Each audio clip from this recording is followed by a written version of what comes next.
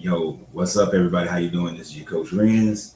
Gonna try something new today. I'm using a different software. I don't know if this is working right. I have no idea. Using a different software today. I need a few people to come on, let me know what they seen, what they hear. I completely forgot to start this other one.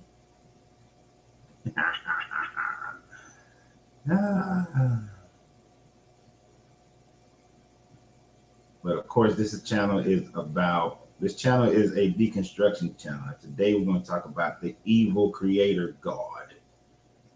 The evil creator God. Let me know if you can hear me. Can you hear me? Let me know. There's a reason why I'm asking. Because I'm trying something new. Grand Rising Debbie, how you doing? Always on time. If this thing that I'm using right now is working, let me know if you hear this. That thing just say what? Let me know if you heard that. I'm curious.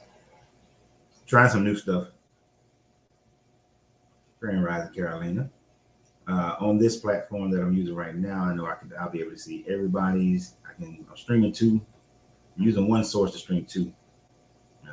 I wish it would have worked. Oh, you did. That's gonna be interesting. All right. Glad y'all heard everything. Glad people are here. Welcome to the live. I completely forgot to start the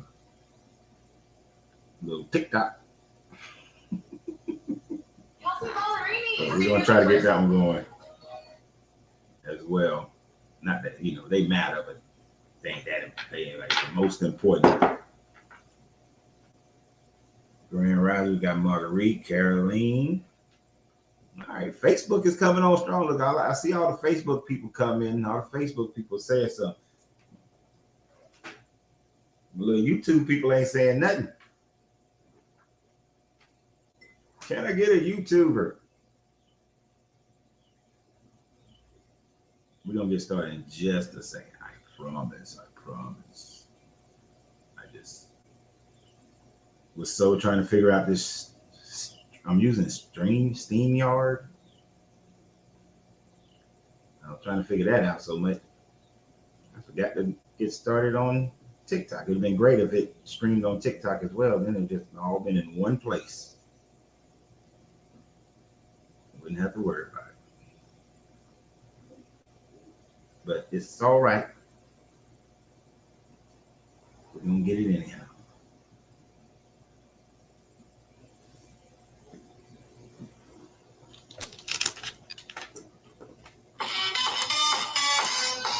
I cannot do that.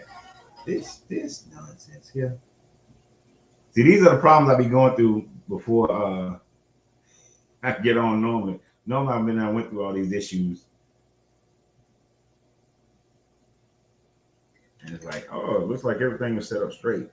So what we chatting about? That goes some of my Facebook people. We're gonna talk about the evil creator God and a little bit about Neoplatonism and how this deity has changed and why, as to continue to further our understanding that this is not a deity for us to worship. I think we are mostly there already, but we're gonna get all the way there because there is no reason for us to worship this deity. We're going to talk about how some of these things have changed over time. And it's just interesting how this little group of people in the Near East, as they like to call it, became the forerunners for what we think of how man has lived, the history of man. And I also going to talk a little bit about this so-called Holy Spirit thing that they like to bring up. So I do want to thank everybody for being here. You know, great, Marguerite can hear me. I appreciate everybody who shares these videos because, you know, sharing is caring. Sharing is caring. So thank you. So I want to thank you for the shares.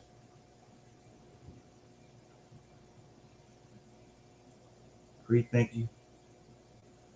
I did a song. I want to thank you, Heavenly Father. But I want to thank you for all the shares. Let's see, can I read without these? Thank everybody for all their stars, all their gifts, and their super thanks. Yo, can I say one thing? And I know there's a little bit of delay. So if I see you come in, it takes me about a minute or two to respond to it. It's because there's a little bit of a delay.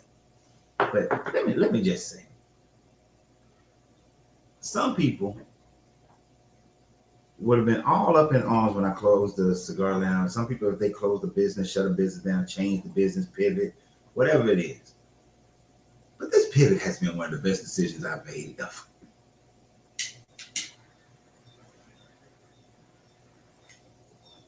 Y'all just don't know. I've been working pretty much straight for 11 years with hardly no break, and I have had one of the best weekends. And this week have been fantastic. So, have my prerequisite 5 minutes went by. Yep, my prerequisite 5 minutes went by. So let's go ahead and get started. Grand Rising Matthew, Grand Rising everybody. Welcome to the show. Now that I'm using this new platform, I will be able to bring people in and let them have their say on Facebook and YouTube. So isn't that special? Yeah, so now we can actually do interviews and talk and do things bigger and better. So it's great. It's great. I look forward to it. Look forward to it. Yeah. I don't know how to use everything on here yet, but I figure it out as I go. That's the way I do things. I just get started and you figure it out as you go. So this deity, this creator, you know, lately I've gotten a lot of people trying to throw this commentary in at me about, I don't understand the creator. I don't know the creator. All this, the creator stuff. Right. And the thing about it, one person piqued my interest because they said something to the effect of, you don't know God, you know the creator, but you don't know the difference between God and the creator. Right. And the way things work with me and my brain, let's say I studied something 20, 30 years ago. And if you asked me to tell you about it right off the bat, I couldn't tell you much about it. But as soon as certain things hit, it sparks a lot. Not everything, but a lot. There was another gentleman who said that I was confusing Gnosticism with Gnosis and Neoplatonism. So when the person made the comment about, I don't know the creator, that I don't know God, I don't know the difference between God and the creator, it sparked that memory of studying Neoplatonism way back in the mid and early 90s. And one of the things that stuck out to me about Neoplatonism was the fact that in Neoplatonism, which would be, and if you think about it, after the Persians came the Greeks. Now it's not like the Greeks were not intervening or part of culture for a few hundred years in that area prior to that. It's not like they just came out of nowhere. During the time frame that the Persians controlled the Babylonians and the Persians controlled the Near East, controlled this region, there was the Greek philosophies and things were still there. We know that, what's my man's name?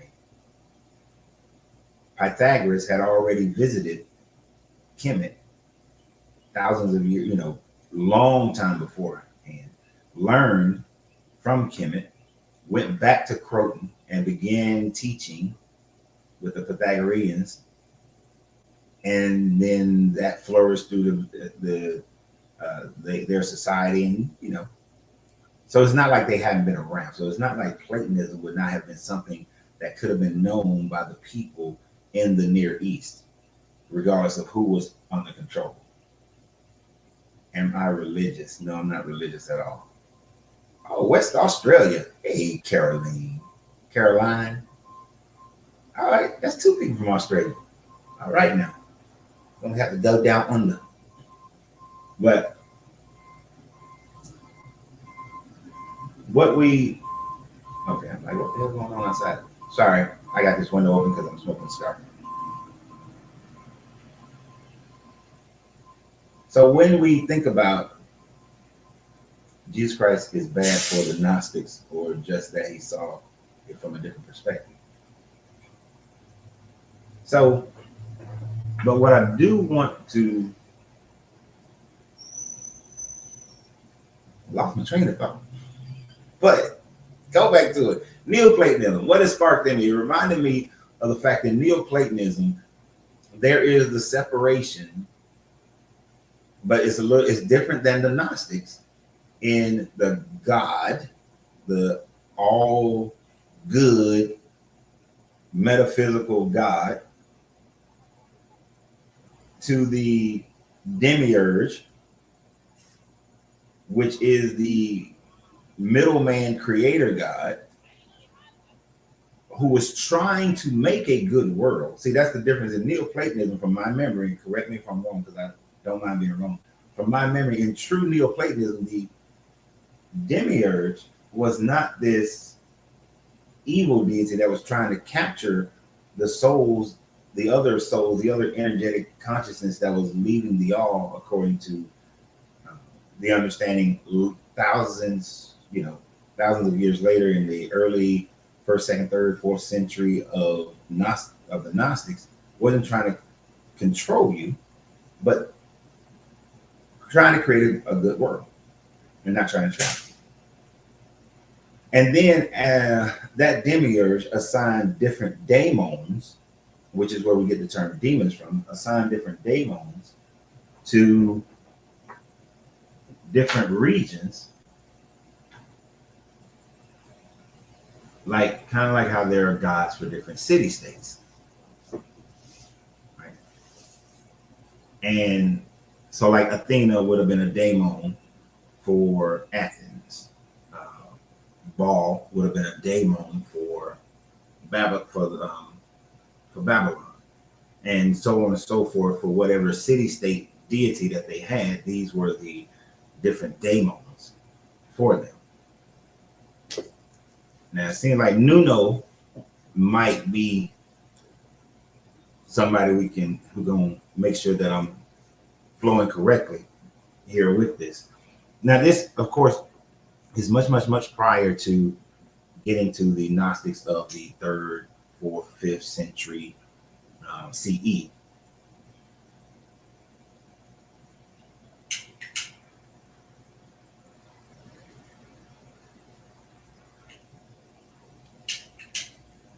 But of course, as life would have it, people are going to change the different narratives.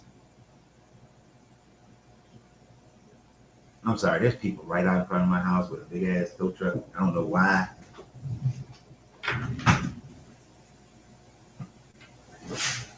They just standing out there. Anyway, I guess one of the joys from working at home is that you're at home. One of the difficulties working at home is that people and stuff be happening. But anyway, let me stay focused. Focus, Rens. So we have this idea, this thought process. Now later on, because later on when you get to the Hebrew people, what they tried to do was to have this one deity, and this one deity being all good. Like it can't be any evil in it. But So the evil had to be passed on to somebody, some form, some idea. Evil had to exist outside of this good deity.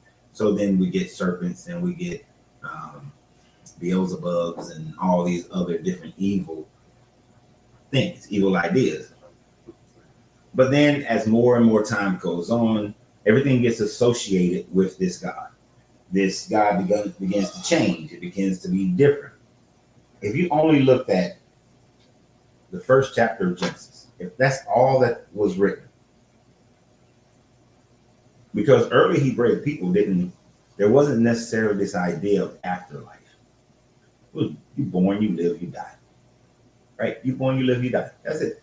If you look at Genesis chapter 1, everything is created, people are created. This guy says it's good, and he's out. Nothing additional, no changes, no interventions, not dealing with humanity, none of those things. But man couldn't have it so. Man had to put his own finger, his own touch to it. And when we put our own touch to it, we start to get all of our demons. We start to get our serpents in the garden. We start to get this God being anthropomorphized and walking in the garden and all these sorts of things. What once was Yahweh, Yahweh gets converted sometimes in the Canaanite religion. Yahweh is bad. And in the other Canaanite religions, he becomes good. He has a wife and he doesn't have a wife. They had to go away from the idea of having a wife once they decided that they wanted to have one God.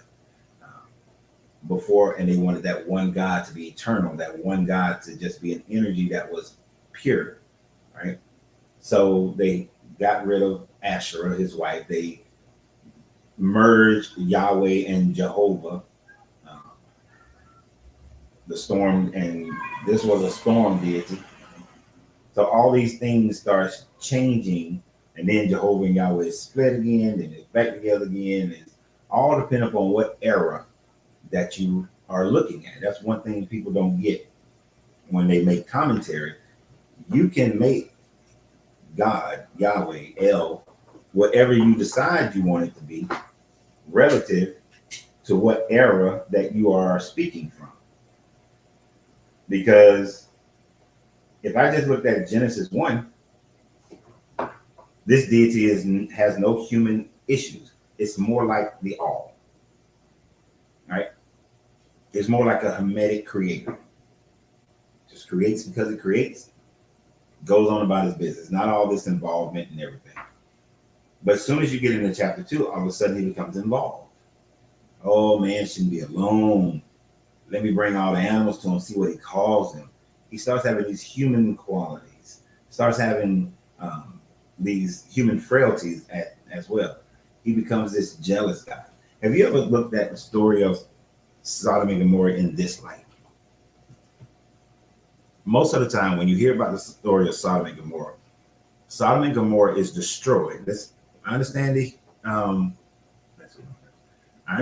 the Samaritan version of it is there was a war between Enlil and Enlil and Marduk. But when you look at it purely on that story and strip away some of the doctrine of it, we get caught up into the fact that these men wanted to greet these other men, right? But go before that. People just say they were wicked, so he wanted to destroy that city, those two cities. There were many cities that were wicked, many. But the problem is, in this city, they were not worshiping Yahweh. And since they weren't worshiping Yahweh, like a little child, he wanted them destroyed. This deity needs people to worship him or he destroys them. This is the continuous theme throughout this book. This is the whole thing about heaven and hell, is that if you can't worship me, then I will destroy you. And people have become so caught up and foolish into it that they fill my comment sections with because he created all things, he can do whatever he wants. Boy, that's not right. Oh, they shooting a music video. This girl doing a little rap thing on the back of a tow truck in my neighborhood.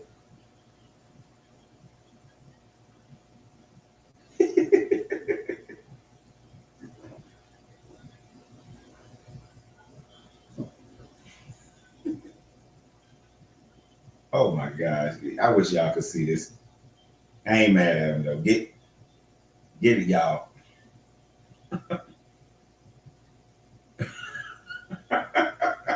I'm sorry. Oh, they flying drones?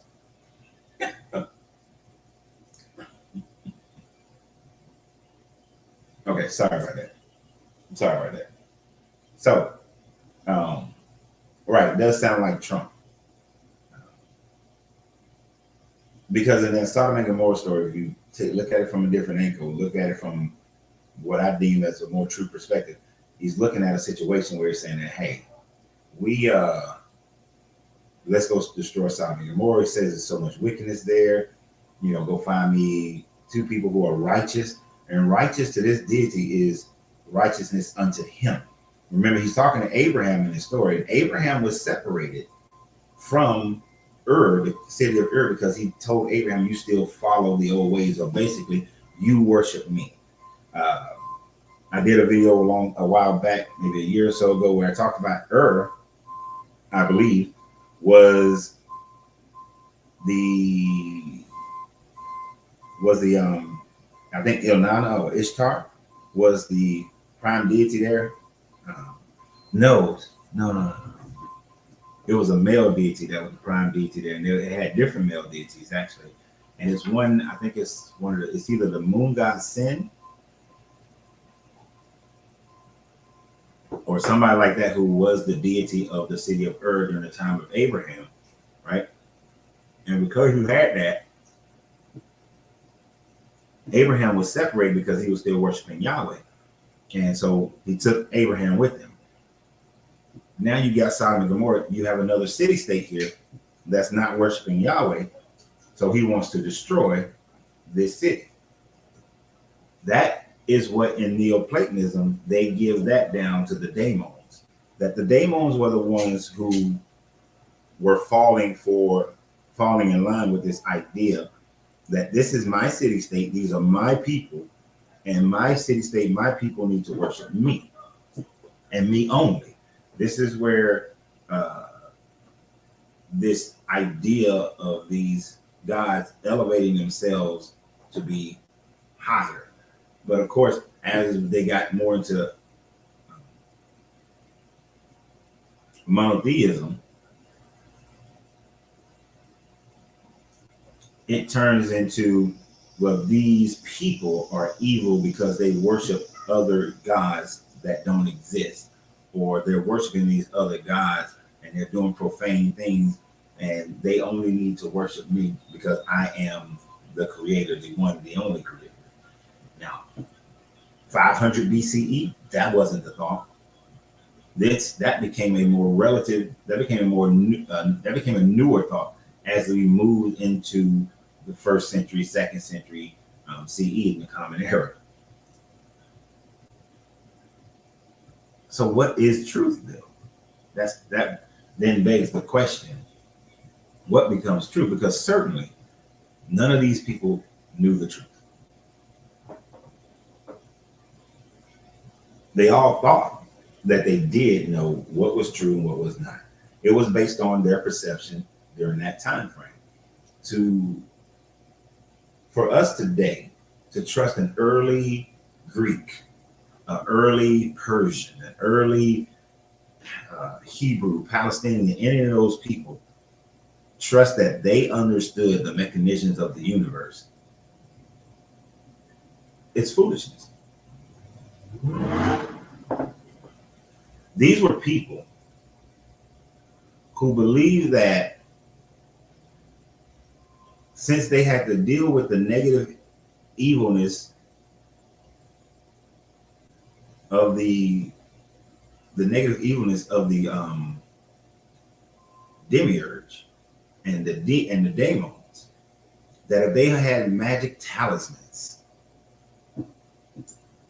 right? If they understood magic incantations, instruments that they could use, that they could go beyond those beings and go to the metaphysical connection with the all, with the true God. That magic was their way to circumvent them.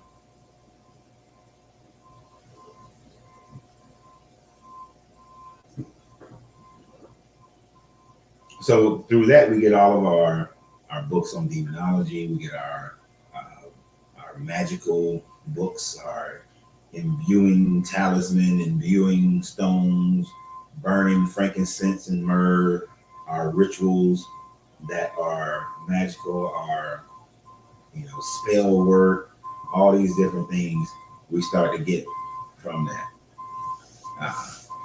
Angelina, I wish you were home right now so you can see them repeatedly shooting the same video shot for this little music video that they're supposed to be doing out here. But that's where we get all of that stuff from. And Django Veil, no, guy, we don't do that. Now I give you one shot to apologize, because your commentary is vile and disrespectful. You can't. You know what? No, I'm not giving you a shot. Hell no. I'm gonna do like Angelina would do. She would put you in timeout first. So I'm putting you in timeout.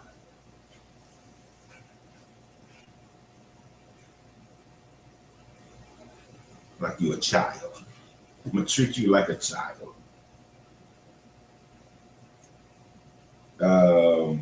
But anyway, so we got this idea of utilizing these different types of things of that nature in order to circumvent these daemons that have been put in place to go above them. And Hermeticism is somewhat of this, but it's without all this magic and shit. It is purely of the mind. Because if we stay in this religion, if we stay there, then what we see is that we have this evil deity that we are supposed to be calling God. Right? Over and over again, all we see is this evil God. I want some of y'all to name me some of the instances where this God demonstrates his pettiness, his evil. This is supposed to be the creator.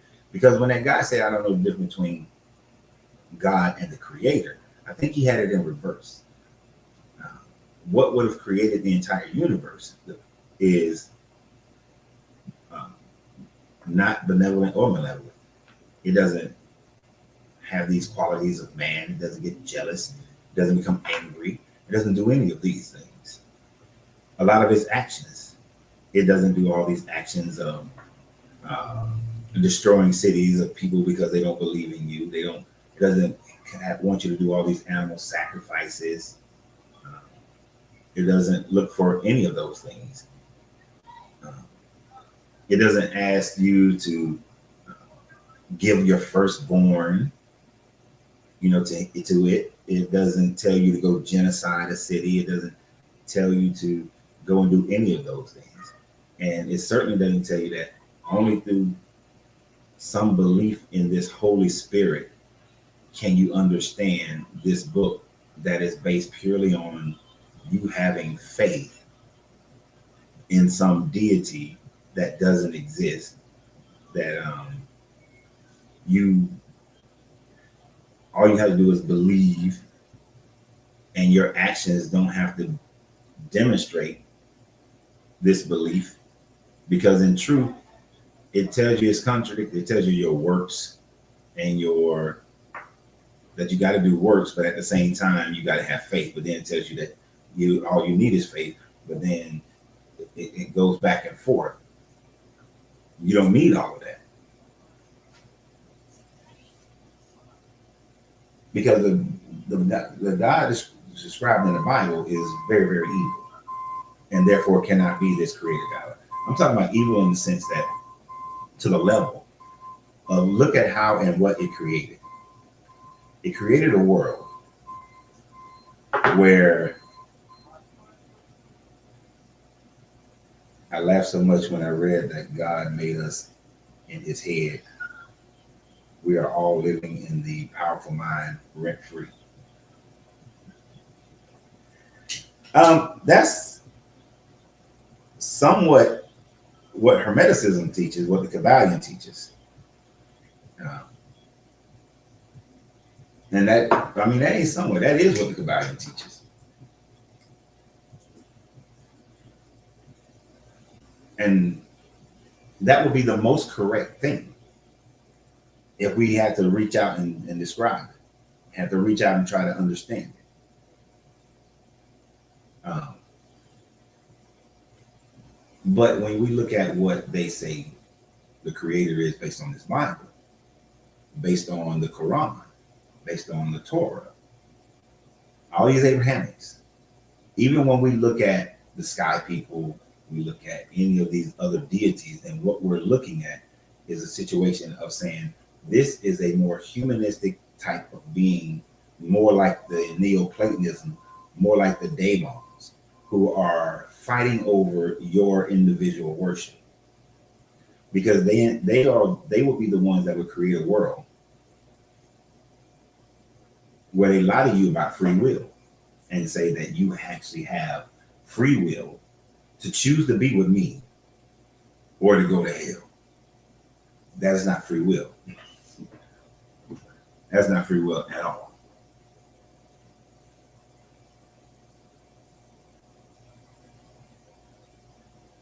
How do we have free will if we're in the all's head? This concept makes more sense.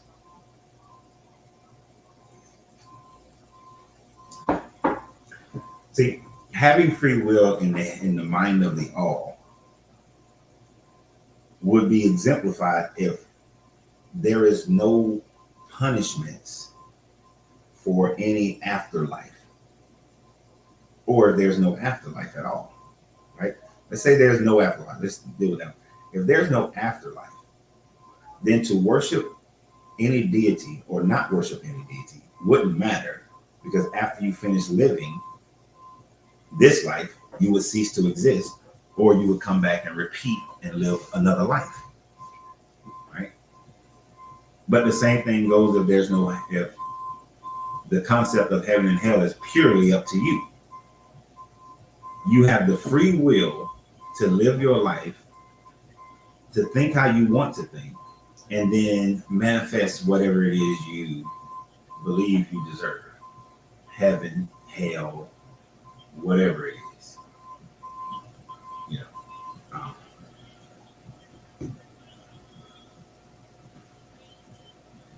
You would have that ability. That would be more in line with what free will would be.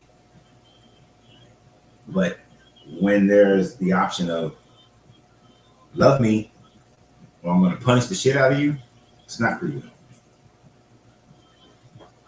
That's that kidnapper stalker shit. But it's certainly not free will. Right? So I hope that answers your question, Matata. But why would a God create that? Why a good God wouldn't create that situation where love me or die, love me or burn for eternity. Think about eternity. We know that as a man-made thought process when it's eternity, because that's the worst thing that man could come up with. And all the descriptions are such. Now, like I was saying, if it was a true creator God in the mind of the all, we would We get the choice to live our life however we choose. We manifest whatever it is we believe that we deserve. Now, within each one of us, it is the natural seed to desire the best things for our lives, whatever makes us happy. And because we live in a society, we choose to live in groups. We create laws to make sure that this civilization, that we can live in this group, we can live in this civilization without harm to others and ourselves. But really, it's about not harm to ourselves. It's about protecting ourselves more than anything else. Amazing said, I've seen the impossible happen. God has healed my wounds within seconds. God has sent a tow truck in 30. God cut trees down as corn. I went into a ditch. I should be dead. And that one.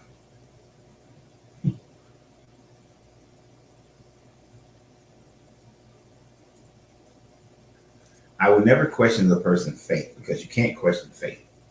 Faith is somebody's belief without facts. But when you make statements of God healed my wounds within seconds, prove it. Cut yourself and let's see it healed within seconds. And then record it. And you say God cut down trees as corn. There, without knowing all the surrounding events of that, you see, there is no such thing as luck, chance, or miracle. I'm sorry. There is only cause and effect when it comes to these interactions that people have, these physical interactions. So unless you can demonstrate that, then honestly, I don't believe you. I don't believe you, but I'm not saying that you're a liar. I just need to see it because I wasn't there. So show us.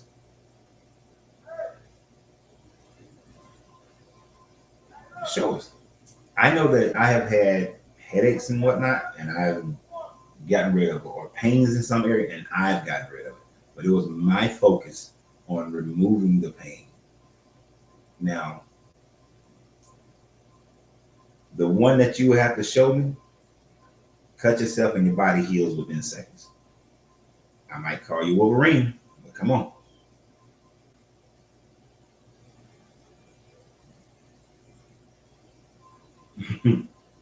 You already got it, Matata. Why do you think that the all is imagining everything?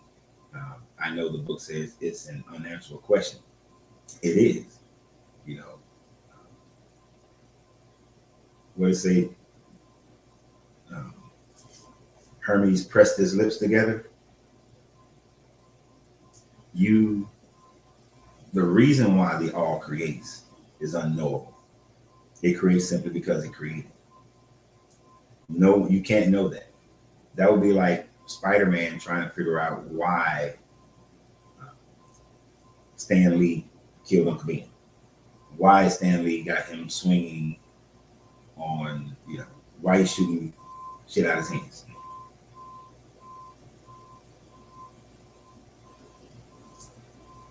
Her belief raised the vibration.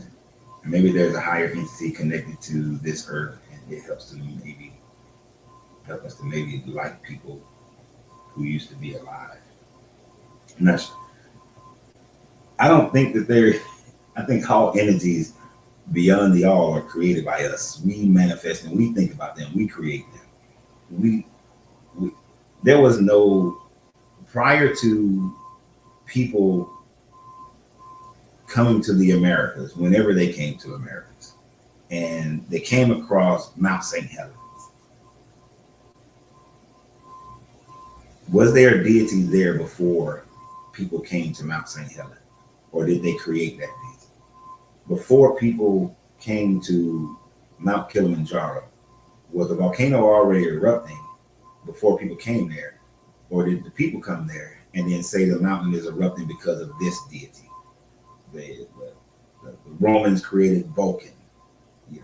The Greeks created Poseidon. The Nigerians created Mama Wata. But Were they there before anybody ever named them? Anybody ever created them? That answer is most likely no. They weren't there. Mama Wata never existed prior to some Nigerian, our modern day Nigerian, deciding that's who's in the water. Prior to some Greek or Roman saying that's Neptune, that's Poseidon. The lightning strike, that's Thor. The lightning strike, that's Shango. The lightning was striking before anybody ever named these deities.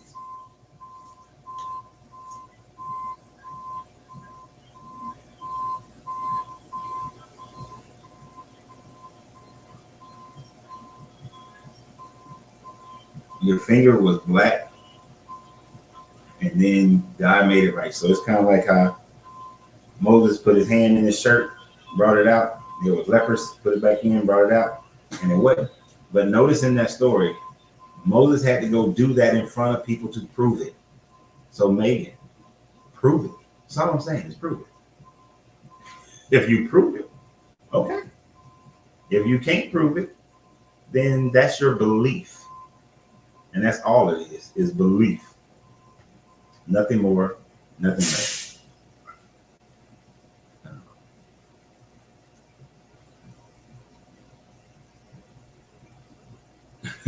James, I wish it, dear God, I wish I was a little bit taller. I wish I was a baller.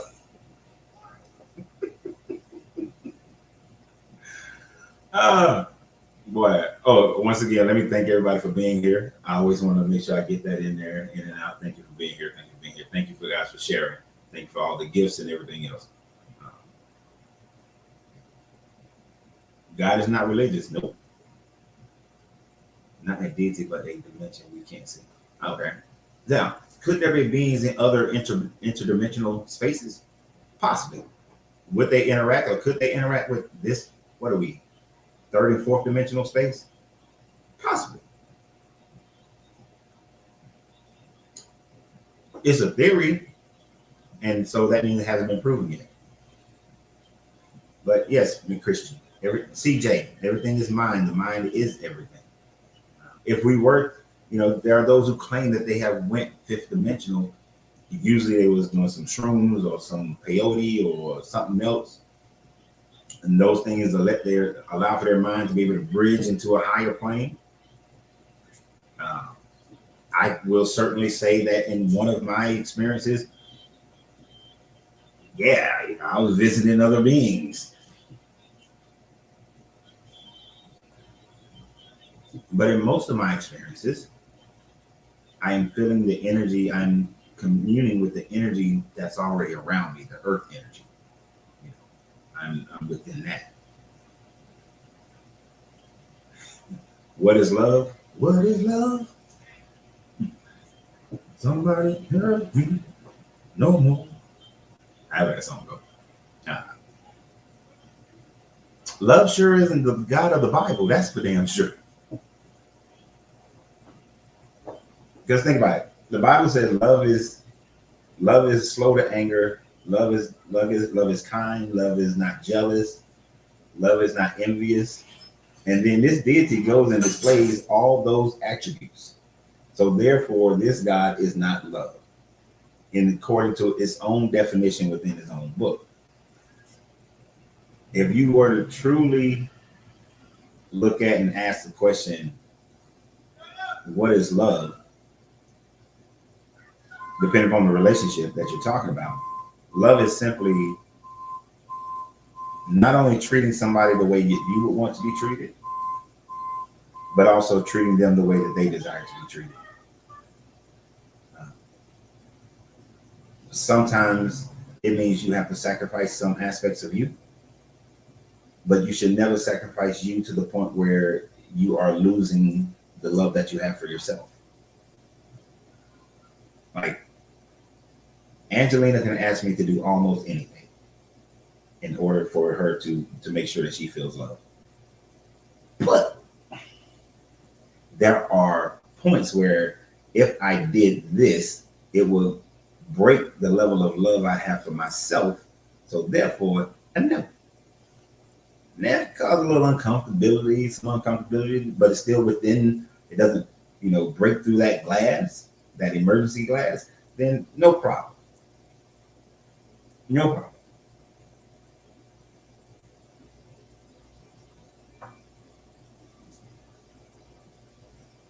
And there's been times where she's asked me to do something. I don't feel like it, but because of the love that I have for her, I go and do it anyway. Because it's not death or dying. So let me go do it. You know, like the last time she wanted me to bring laundry up. I know that seems simple to y'all. Y'all need to understand. Washing dryers in the basement. The bedroom's on the third floor. So I had to go to the basement, one long ass flight of steps, go around the hall, and then go up another long ass flight of steps. And we don't know, and that laundry bag is heavy. I didn't feel like it at the moment. Any other time, fine. I didn't feel like it at the moment, but go do it. But love has different definitions based on the people, but a base understanding, that would be my base understanding. And yeah, we want love. Oh, yeah, love and hate are on the same pole. Because love can easily turn to hate. I have experienced that immensely. I've had people who said that they love me more than they love anybody else in their entire life. Love me. And then when they act out and a relationship is over, I hate that. I hate him. The worst thing that ever happened to me. I wish I had never met him. It's on the same pole. Definitely on the same pole. So I always recognize, as much as a person can love you is as much as they can hate you.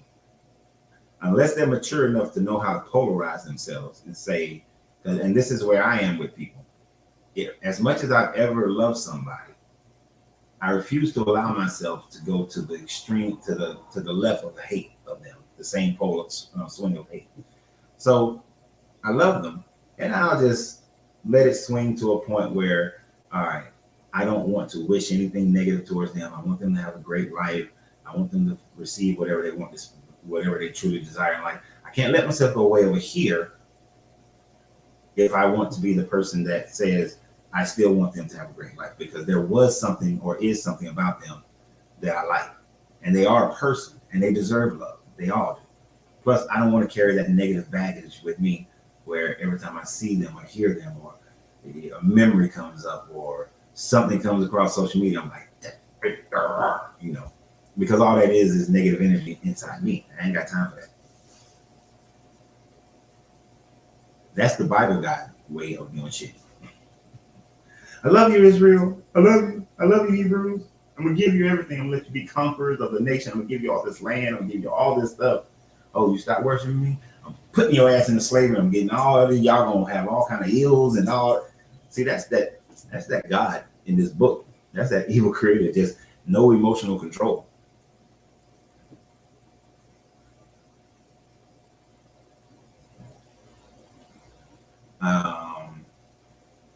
Can you think he was nice to his angel, Lucifer, to not die? There was no place for him. First thing, Lucifer is not an angel. According to this Bible, all angels' name ends with L. So he would have been Samael, Michael, something like that, of God. The L is of God. Lucifer is a Greco-Roman name that means light bringer. That also is a representation of the planet Venus. Because in the morning, Venus looks like it's falling from the sky, and it's the brightest thing in the sky prior to sunrise. So it's called a light bringer. It brings, wherever Venus is in the morning, it brings the light. Right? So the sun rises at that point. So Lucifer is not an angel. But if he did have angels, you would think that there would be just as he's giving humans a second chance, why wouldn't his first kids get a second chance, right? Why wouldn't the daemons get a second chance at redemption? Yet they do not receive any type of second chance, but we deserve a second chance. That would be a fallible God to say that, you know what, I didn't get a first children. You know, I married this first woman. We had some kids. Them kids acted out, kicked them to the curb. Then I'm gonna go make me some more kids. You know, I kind of learned that I shouldn't be like that one because kids rebel. These jokers rebel too, so they rebel in a different way, but they rebel. I'm gonna give them a second chance, but I'm still not gonna forgive my first kids. That's a bad parent. There are some experiences we have we cannot prove to others. I had an out-of-body experience, just in my bed, thought I was dead, came back to my body. To this day, I don't understand why. Most people don't understand their out-of-body experiences. It takes some time to develop that, where your mind can stretch outside beyond the body. You can't prove that. We don't have any instrumentations or anything like that to prove it. So it is a thing that it's a fact for you, right? That's all it is. It becomes a fact for you, but it is a belief for everybody else. But I don't discount those things. Physical things, like if I hadn't seen the video of the man using chi energy to start paper, to light paper on fire, I'd be like, Or the Chinese video where the lady's tumor decreases because these people are chanting, and they prepared for months just for this one session. Right? That's how much energy it took. It took months of preparation for this one session to reduce this tumor in this lady. And it's not easily repeatable, but we saw the video and people authenticated the video because they showed me a video. We need some, just like I do with everything else with peer review, I need peer review of that video. But the entire documentary that the guy shot was pretty good on that. But it's a hospital in China that only practice natural healings. We have shown that we have an energy field around us. We project energy, we receive energy. We just haven't come to full understanding of all of that. The God of the Bible seems like a tribal war God to me. And he is. But it goes back to how they were back then. Everybody had a deity of their own city-states. Then they became deities of nations, and then it became a deity of colonization. And now it's just a deity of faith that people are trying to reconcile to make this deity good, when this deity is not good at all. Not even a little bit.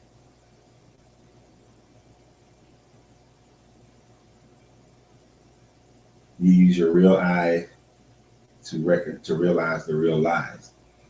And most people won't. We have to be satisfied with understanding that most people won't. I have come into an understanding that this guy posed this question on YouTube, a TikTok. He said something to the effect of, do you think it's good to take away a person's religion? And I don't think that it is good to take away a person's religion unless you are willing to equip them with tools. I've always been one against, I'm going to take away your religion, but, well, let me rephrase that. How do I want to say it? I don't think you should take away a person's religion if that person is a moral person. Let them stay where they are. But if you're not ready to equip them with some other process, some other tools of understanding.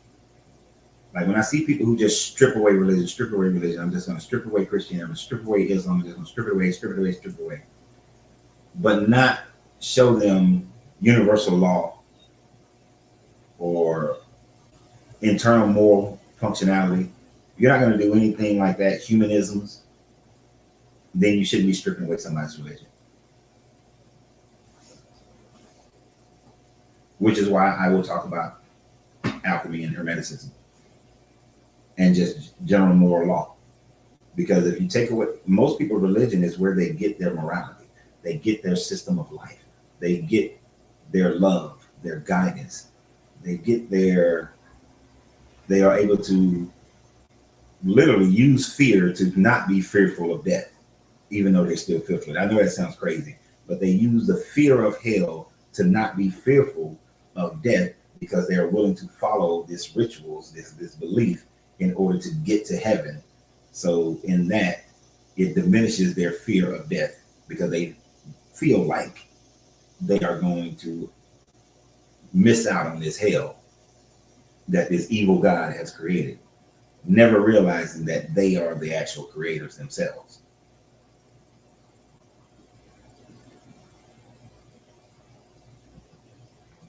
I know I'm behind in y'all questions because I know there's like a 2-minute delay.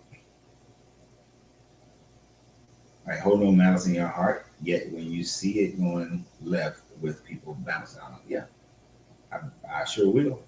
Bounce in the heart. I'm missing a whole bunch of comments.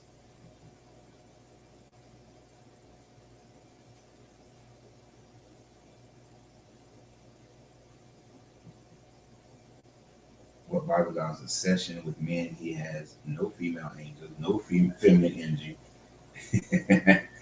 Well, and that's that idea of this, the creator of this world, the Bible God being the demiurge, especially in the Old Testament, is a demonstration of a being that does not have any balance between the masculine and the feminine energy.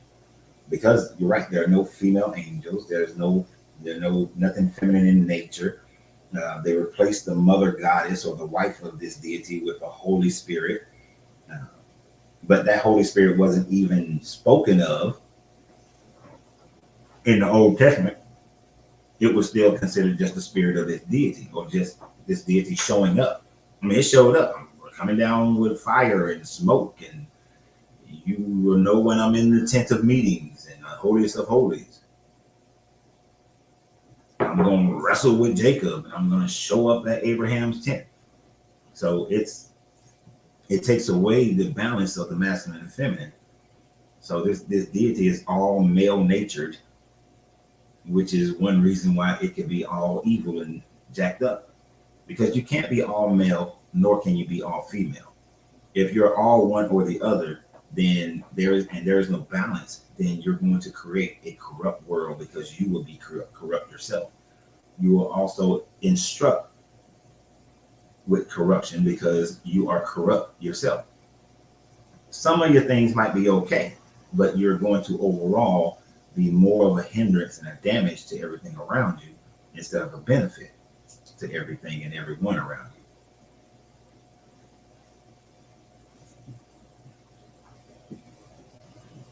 And Eve coming from a man's rib is some bullshit. You know, Christians lost their shit when science came out and said men got the same number of ribs as women. There's no missing rib.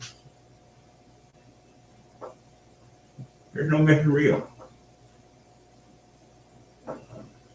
I think one of the ways, correct me if I'm wrong, I think one of the major ways that they distinguish between a male skeleton and a female skeleton is the hips and not the ribs.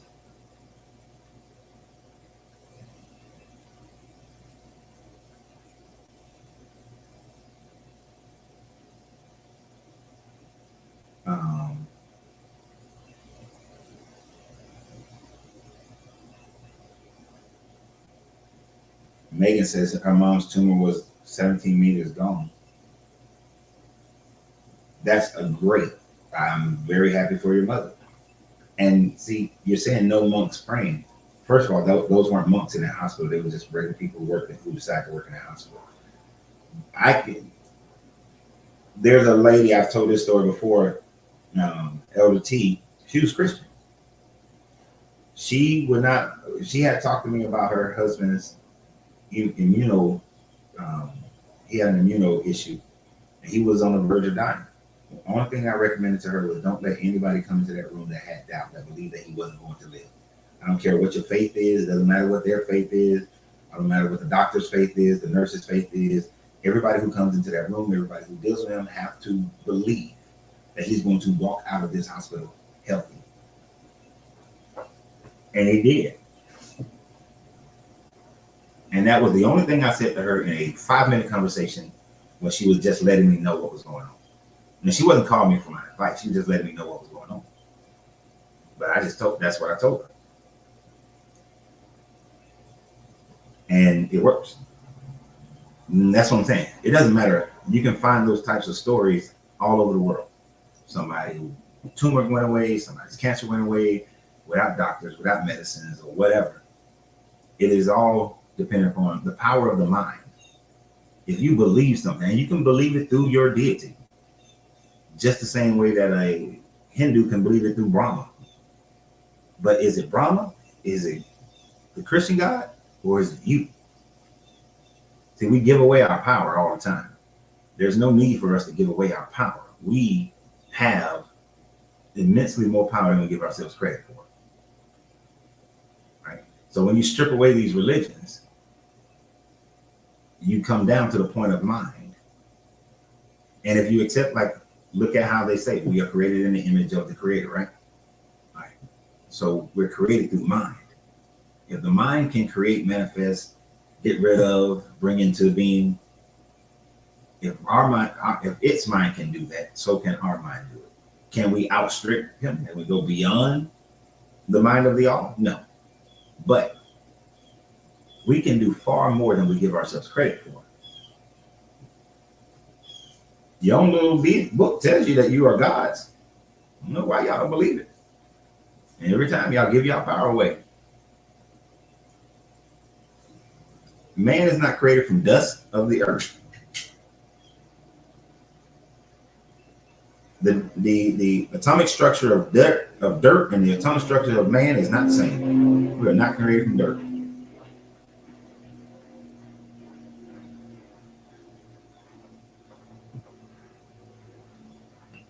And many cultures believe that we were created from dirt. The Kemetics had us created from clay. Not created from clay. You know? Now the Sumerians, a little bit different.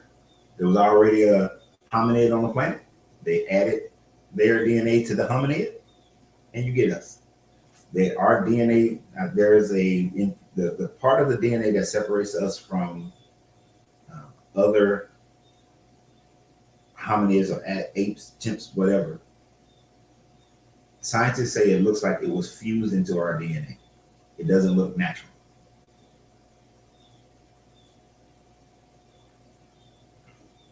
Does that 100% prove the Sumerian story? No.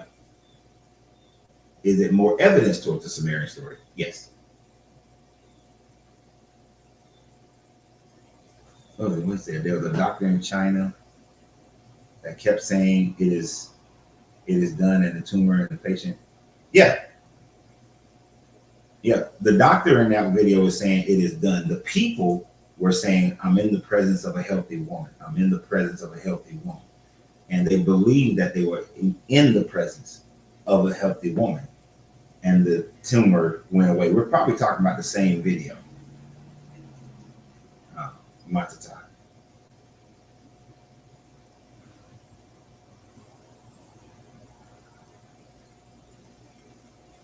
And their Bible actually tells them when two come together and have no doubt and tell the mountain to move, then the mountain will move.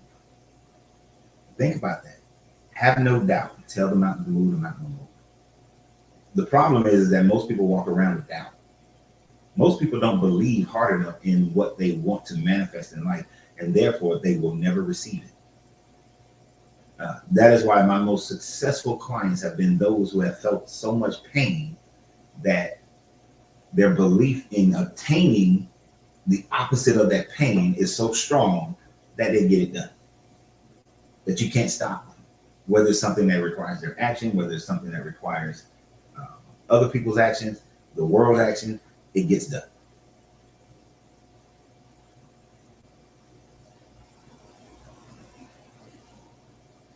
The reason why I can't make this cup levitate, because somewhere in my mind there's some doubt of my ability to do it.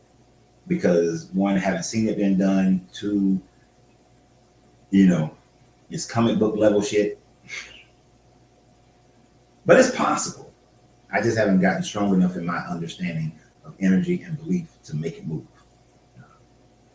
You think about the guy who it was impossible. They said it was impossible for anybody to run a mile under 4 minutes until somebody did it. And then when that dude did it, now you got thousands of high school kids who do it. But before that, nobody could do it. Barriers are broken once people know that they can accomplish it. Once you know you can accomplish something, once you know you can do something, that's when the barrier is broken. But to gain that knowing before you do it is the hardest part. That's the hard part.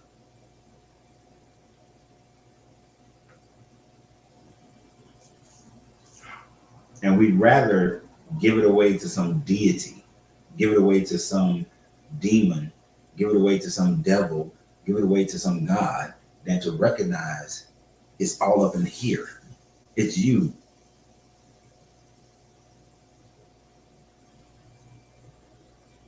Yeah. Their Bible has it in there. It's just cluttered with a bunch of other BS.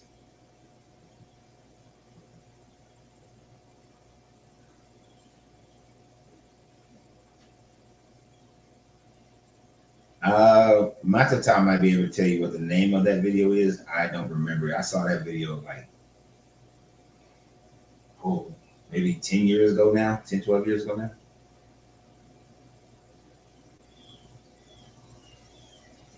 The origin of creation is us. We are gods. We are beings that self-heal. We have unbelievable power. In manifesting, I can go on. And you're absolutely right. And Elise, I'm about to call you Annalise, but Elisa, was it Elisa? Or just Elise?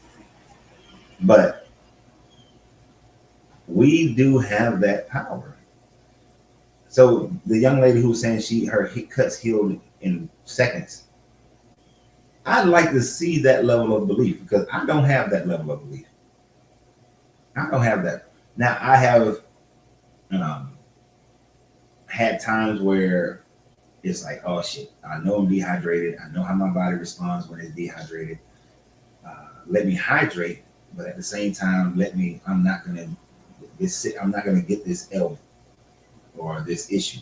So if I'm focused on it, I can prevent it. If I'm not focused on it, it'll happen. I remember when COVID got ready to start, and the woman that I was married to at the time, she had an upper respiratory infection. It probably was COVID. But I told her, I'm not going to get sick. First of all, I'm sleeping in my bed. I'm not going to get sick. And I don't. Now I am strong enough in my knowing that I am not going to get sick. And I didn't catch a COVID. I haven't had flu, none of that. The only thing I got to work on is goddamn sinuses. And the last time I had sinus issues was last summer in Vegas. I ain't gonna lie, I probably had about 8-10 servings of gelati during that time frame, and I know that putting that much dairy in my system is going to create mucus, and then a sinus infection is coming. As soon as I left that dry desert and got back to Atlanta, and all these damn flowers and stuff was out, sinus. But then I decided this sinus got to go. So in 3 days it was gone. No, 4 days. 4 days it was gone.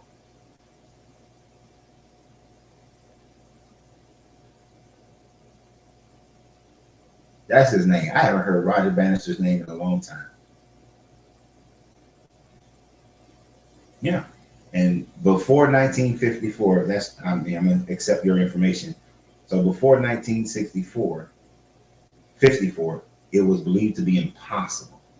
But now you got thousands of high school kids who can do it. Hell, I almost did it in high school.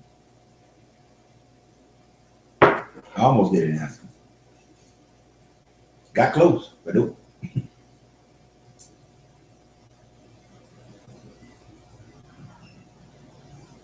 Larry, you bring up a good statement. Do you believe the gods took some abilities out of us that we once had? In a lot of the different religions around the world, you have a story about a deity either putting something, spraying something in the air or putting something in the water to dumb man down, to take away our abilities to perform telepathy, telekinesis, all these different things, to not be able to continue to elevate our consciousness, created a fake, false Merkaba, all these different types of things. So because you have these different stories from people who are not connected with one another, there might be something to it. Like the Igbo and Yoruba talks about the deity putting something in the water. The Aztecs and Mayans, I think theirs is water as well. Some of the North American native tribe talks about spraying something in the air. I think the Sumerians talk about something being sprayed in the air.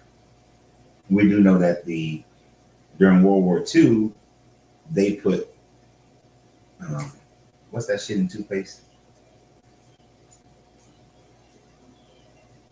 What is that crap in toothpaste? I hate this delay because y'all probably gonna say it after I remembered it. Fluoride. That they was putting fluoride in the water. Oh shit! So it's not a 2-minute delay. So I can go faster. All right. So yeah, putting fluoride in the water of the people who was in the concentration camps because they said it kept them sedated and dull.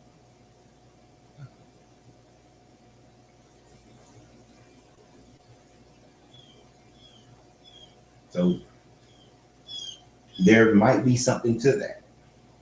And it wasn't until after that the Dentist Association, which was paid off, they were paid off in order to say fluoride is good for you.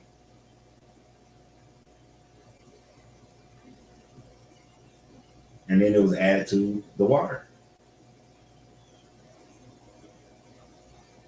So whether it was a deity, a previous civilization that existed prior to the Younger Dryas that's still in control of us, or it's us. One of the three.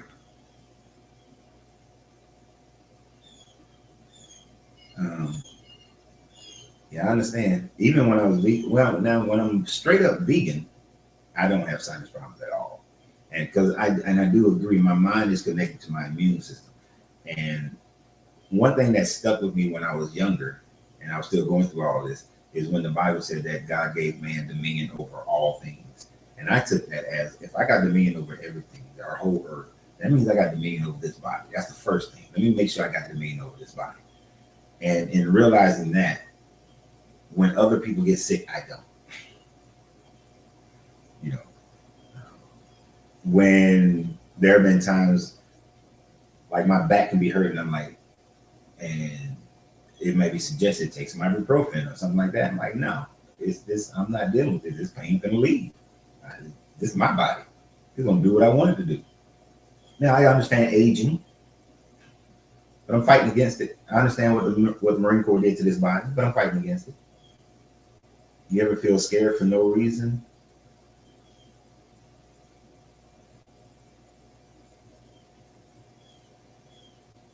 Next day, you ever feel scared for no reason when you was at home, you told it to thank you and to leave?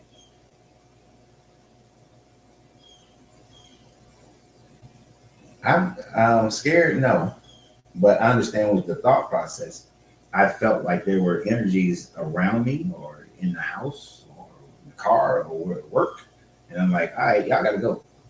And to reinforce that, I might do some sage just to reinforce my mind on it. That's all these rituals are for me, is to reinforce my mind in the perception that I control it. Like sometimes, well, we don't really have people over here at the house, but if somebody came in the house and gets on my nerves, I might burn sage, but I'm burning the sage mainly because it's like, if they left any of their energy in my house, let me sit here and meditate with this sage to focus on their energy leaving my house. Last year, this time, that's something that I did. I was like, okay, somebody's at my house. There was some bad blood, bad energy. Let me sage this motherfucker. Let me get my bowls out. And I'm gonna cleanse this house. This house is clear.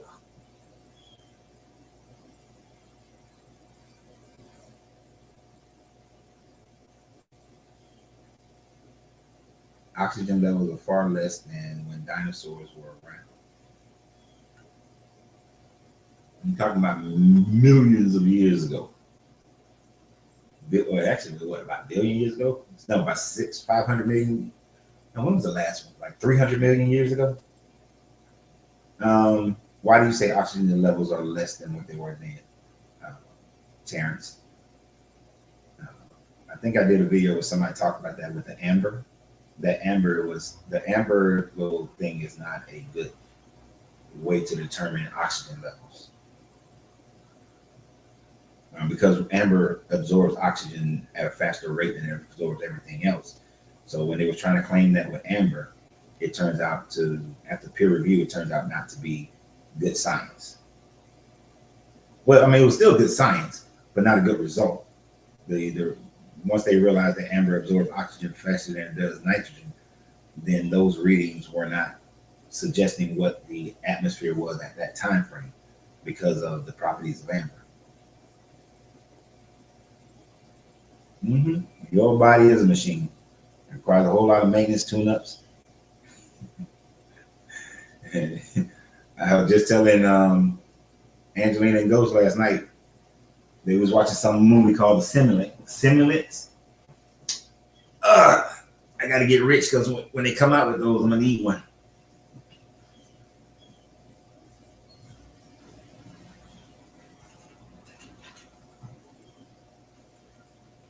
And you're right, Marguerite. We don't use our sixth sense. We rely on those five senses more than anything else. That's why in other videos I've said we got to really take time to develop your intuition, your power chakra. You know, I use the chakra system as my tool for my own mind, but that power chakra really has to be developed, and you learn how to trust your intuition. I can't tell you how many times my intuition said go right, but I went left. And when I went left, all hell broke loose. Like I was going left one time, and I was like, okay, tomorrow I need to handle this issue because I made enough money tonight, so tomorrow I can handle this issue. My gut was saying, actually, my gut was telling me to go left, but I actually went right. I went right, and everything got messed up. Cost me $3,000 more, and then the issue that I was going to handle that would have prevented me from ever having to pay the $3,000 more. Now I'm looking at a $6,000 issue.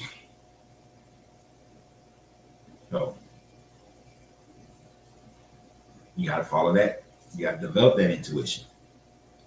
Great segue. That is why I am offering my classes on opening your chakras through utilizing the Hermetics starting this upcoming Tuesday. Actually, go to coachrenz.com and you can sign up for any of those 7 classes, and those classes will repeat themselves. Learn to develop and become the greatest version of yourself with Coach Renz and others, as we have a group webinars on how to develop your greatest version of yourself through understanding the opening of your chakras by using the Hermetic laws. Y'all like that? One day I'm gonna be like real serious just the whole time. Where do you think our reptilian brain comes from? Do you think these serpent type beings, or whoever they call the Anunnaki, changed the makeup of the brain? Did we have more brain capacity previously? Well, if you went by the Anunnaki story, then some of the Anunnakis, Enki, were more serpentine. The Anunnaki makes up our different groups of people. I need some more fuel. Our different groups. So if Enki was the primary scientist doing this, then it's possible that when they added Anunnaki blood to our genome, that it would create that serpentine mind.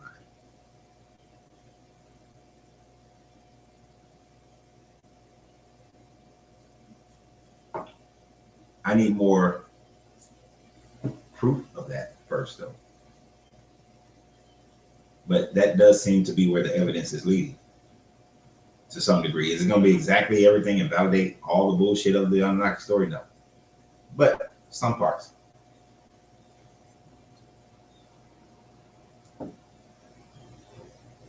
No, we don't die. We just change and it's energy transmutation. Your consciousness transmute to either another body or another dimension, depending upon what you learn and what you learn here.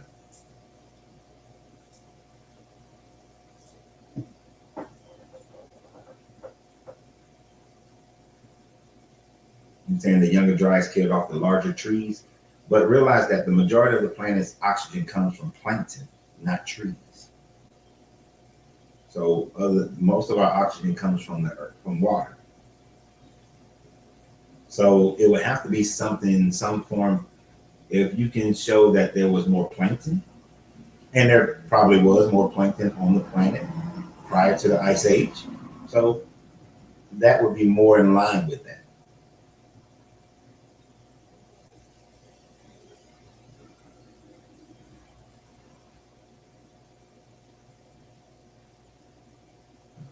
Where do you think the reptilian? I already answered that. I don't know. The Anunnaki story is the closest. Now that's interesting, Annalise. You use your sixth sense to remove your chakras to have full access to control to my energy, can have more control over your energy.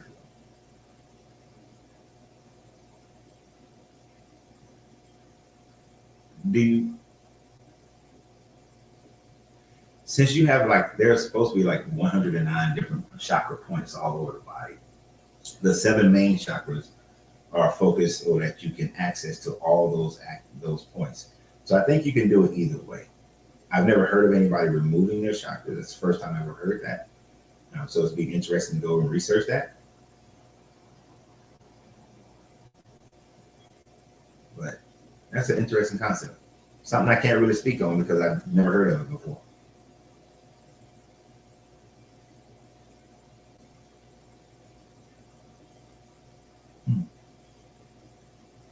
That would be interesting. Well, you beyond me then, or you're well. I ain't gonna say beyond. You've taken a different path than the one to which I take. Um, I access. I use those as a conduit to access all other energy portions of my body and my mind, uh, to control the energy of my body and my mind and that around me. Yes, and the idea is utilizing that energy so that it is beyond the poverty of this body. Remember, if you was with us when we was doing, because we finished it now, so you have to go back and look at the old YouTube videos of playlist, the Gospel of Thomas. Repeatedly in the Gospel of Thomas, it keeps saying that the body is poverty, that the soul or the consciousness is greater than the body, and it is merely trapped in the body. Right? This is not its home. So we don't get too caught up in the body. It's just holding us together in this matter plane existence. It's allowing our consciousness to exist in this matter plane. Like it's a vehicle.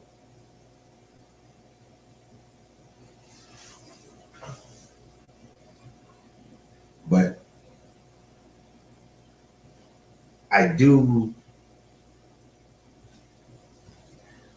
I know what you're talking about, Emily. I just realized that I know what you're talking about. We just put it in different formats. We just speak about it differently. So I get what that. So it just clicked to me what you're speaking of.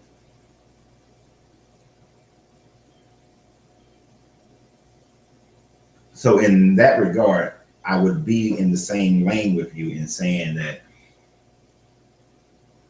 I control energies outside of my body. I control energies all around me. I just use the body as the vehicle to do it in this plane of existence. When I'm dealing on other levels of consciousness, this body has nothing to do with it.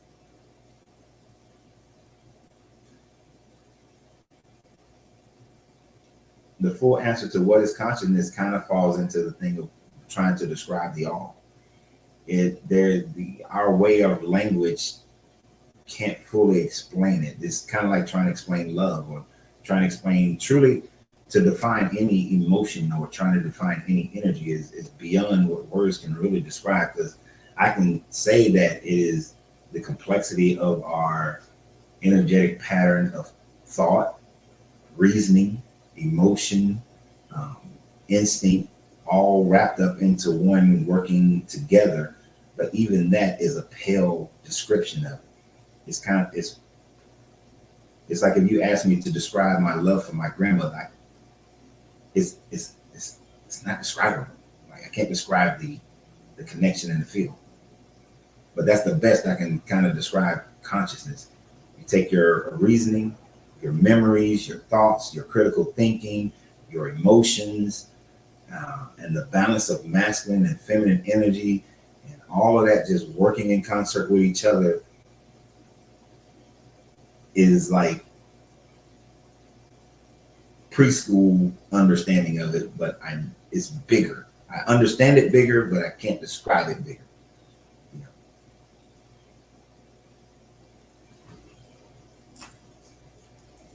know? Is it the all experiencing itself? No. If the all had a desire to experience itself, then the desire would be greater than the all, because it would be compelling the all to do something. So therefore, it's not anything. If it can't be the all if something outside of it can force it or cause it to do anything. Like the all cannot have curiosity and all that stuff. We are just experiencing. It's the divine paradox. We are from the all. The all is within us, but we are not the all, because then the all will be diminished to just us. So the all was trying to have an experience of itself through us as a vehicle, then it wouldn't be the all. We would always know that we were the all. The tree would know it's the all. That y'all don't know Larry, not the Larry that's on here. Larry's this damn possum that come through my yard every now and then. Larry would know that it's the all. Yeah, I named the possum Larry.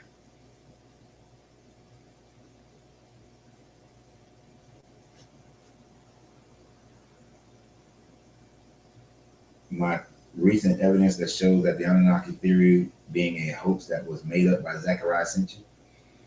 I don't think that Zecharia Sitchin, I think these are people who don't want Zecharia Sitchin to be correct because it upsets the narrative that's already in place. You see, Zecharia Sitchin has to be wrong, because if he's right, then that would begin to unravel your Abrahamic religions. You're talking about 5.5, 5.6 billion people on the planet out of the 8 billion who believe in this origin story. So Zecharia Sitchin has to be debunked. It's in the same way that, think about it in the same way that John Allen West had to be discredited because he was going against what the majority of the world accepts as Kemetic history, that Khufu built the Great Pyramids, the Sphinx was built, before that. But he's saying that these things were built, tens of thousands of years earlier, the same way they discredited Tesla because he demonstrated that the Great Pyramid was a power plant, that it has to be a tomb, even though it has nothing resemblance of a tomb inside of it. So I think Zecharia Sitchin's work is being discredited simply because of what it unravels, and people don't like change. The only change people like is the ones that they agree to, that they're fine with.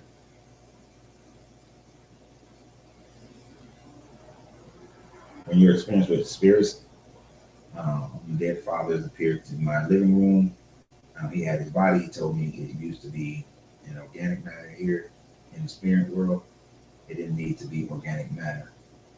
This is why people feel the presence and don't see anything. Yeah, when my grandfather sat on the edge of my bed when I was 15, and the things that he told me, and those things wound up coming to fruition, to this day, I accept that that was my grandfather's consciousness that came back to let me know what needs to be done to keep this family together. I can't prove it. It's just what I experienced. If it was a dream, then I'm still dreaming right now, and all of y'all are existing in my dream. But It's what happened, it's what was said. I went about it incorrectly at first, but then I realized about 10, not when, yeah, about 10 years later, how to actually do it, did it. And hell, my family just got back from that a family vacation thing that I started that has kept us, that brought us back together after the family fracture because he said it was going to fracture. But he could only come to me like that. Couldn't have come to me any other way at that time, especially at that time frame. I was 15 years old.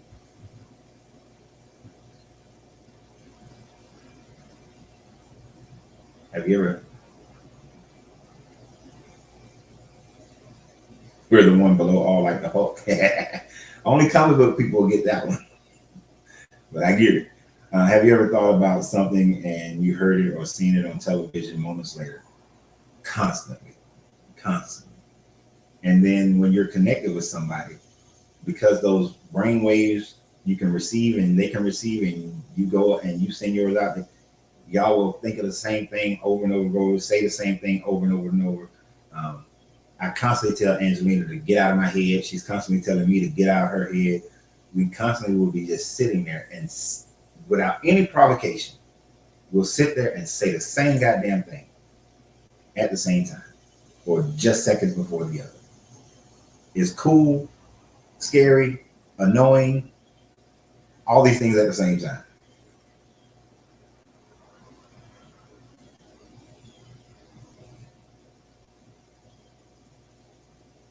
I know the ancient ancestors in Kemet were advanced, but why did they think the heart was the brain? You know, I actually don't really know why they thought the heart was the brain. I just know they thought the heart was the brain. I never really investigated too much as to why did they think that. I don't know if they thought that because of emotions, uh, the strength of emotions, and thinking that it came from there. Uh, I know they did a lot of um, cadaver experiments, so maybe they recognized that the heart has synaptics in it, but your gut has synaptics in it. So does of course, your brain has synaptics in it. Actually don't know.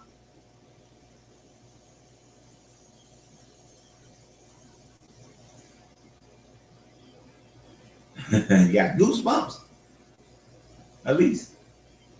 But yeah, I don't get on here and tell everybody everything because not everybody's ready for everything that I've experienced. Some mysteries people have to journey and then get there on their own path.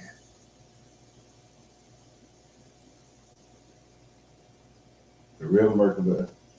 I haven't listened to him in a very long time. It's been years since I've listened to one of his videos. Um, where is he living now? Let me tell you, this is how long it's been since I listened to Merkaba. He was living like in Holland somewhere last time I listened to him. Anunnaki showing that only 6 people knew the Sumerian language. He was arguing that Zechariah Sitchin didn't know the language and was creating a story. I know he does a lot of good research, but I don't know. I have to see more evidence that his was incorrect.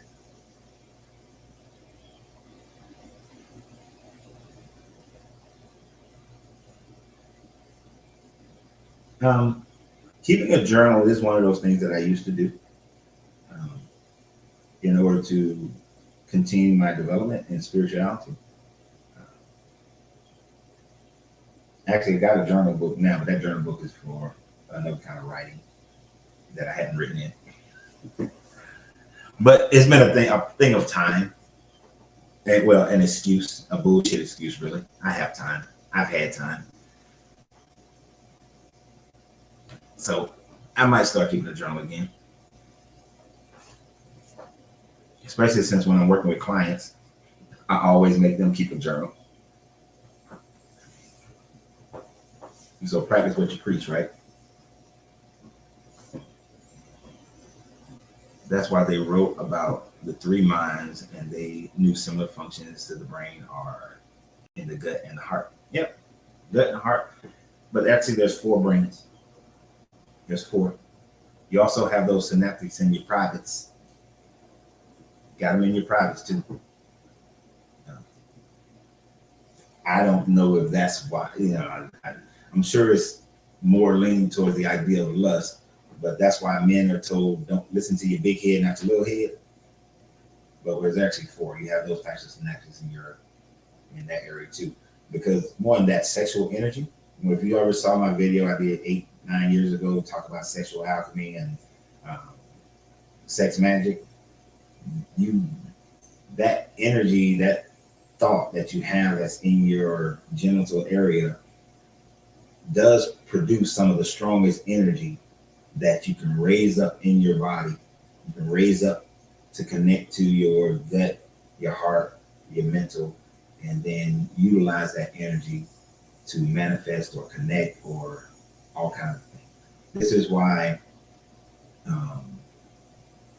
they only talk about monks and people in that Eastern philosophies. They only talk about them abstaining from sex. But what they don't talk about too broadly is how they actually manipulate the sexual energy that they still have and use to raise their consciousness, to ascend, to astral travel, and all those sorts of things. Then I'm gonna put it in the most simple term. You ever get an orgasm and you see stars? And you have an out of body experience. That is some powerful ass energy. But it goes far beyond that, though. I'm just using a very simple way of it.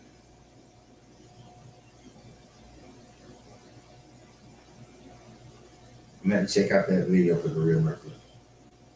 He also mentioned Zechariah was a 33-degree Mason.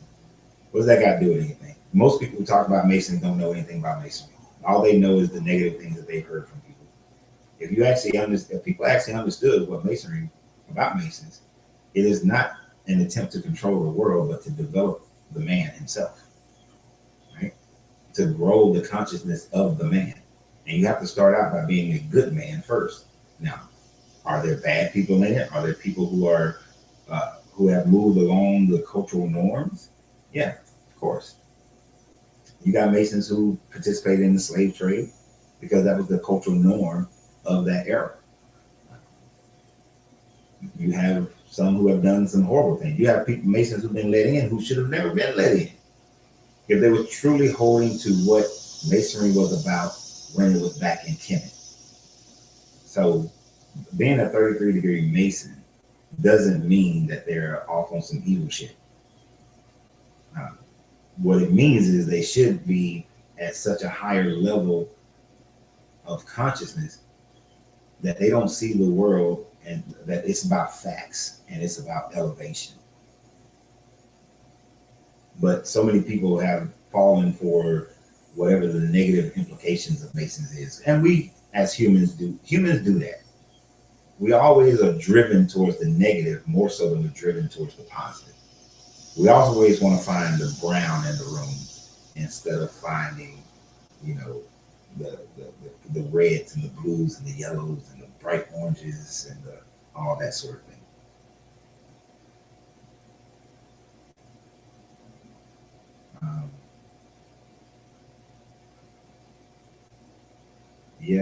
TBH seems to be the whole body is a vessel filled with it's filled with many minds and organs.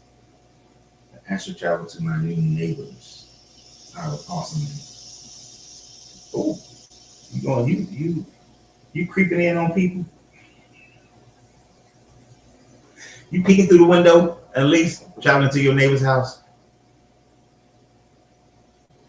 Yeah, people think Masons are a league of villains. Then I would be in that league.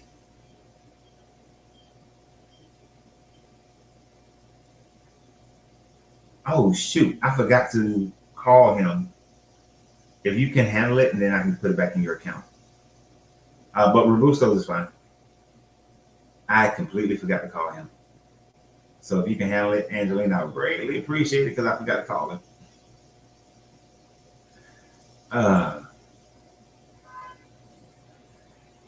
All All right, James Lewis. Unless you got something constructive to say, you can kick rocks, buddy.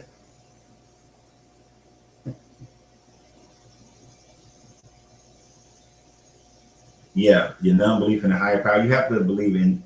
Well, see, if you don't have to believe in any of the religions. It's just the all. It's fine. But if you don't believe there's no higher power, that there's no creator, then yeah, that will keep you out of it. For some reason, Angelina, your thing just said hand pink waving, hand pink waving. I don't know what that means. Sometimes it shows the little thing that you're trying to put up. Sometimes it don't. You went inside them people's house. Peeping Tom. No, I just wait. Okay. This is not political, bro. So all that Trump stuff.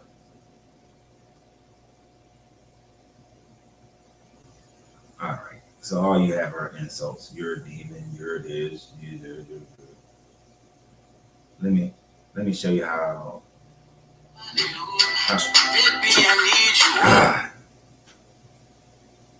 that block game work. My block hand can be strong. Don't worry, I'm blocking that fool because I don't have time for that nonsense. If you can't come on here and be constructive or useful, then I don't have time for you. Hold on, I gotta answer this. Hey, Angie. What did you say? Say that one more time.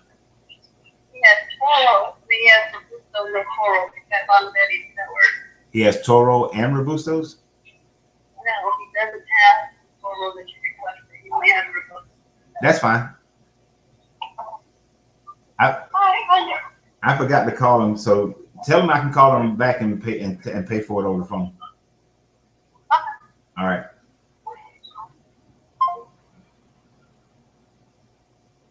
Sorry about that. She's picking up a cigar order for me that I got to get delivered today. I completely forgot to call and go ahead and pay for that. Anyway, we're back. What's your opinion on the AA thought on a higher power? What's the AA? Is that Alcoholics Anonymous? Because I don't know. I've never been to Alcoholics Anonymous, if that's what it is.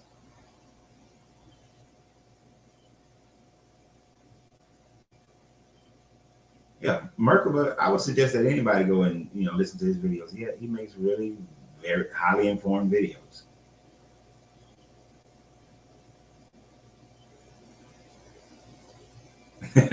Business ownership is yeah.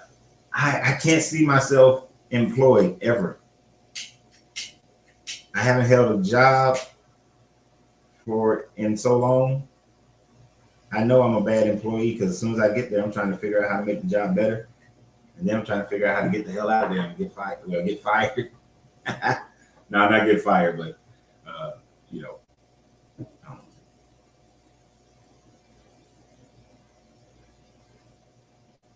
when I can leave. Hell, me pivoting the cigar lounge was me firing myself so that I can have more time. Hello, Renee. First timer. We got a first timer in the house. All right. Welcome to the fam, Renee.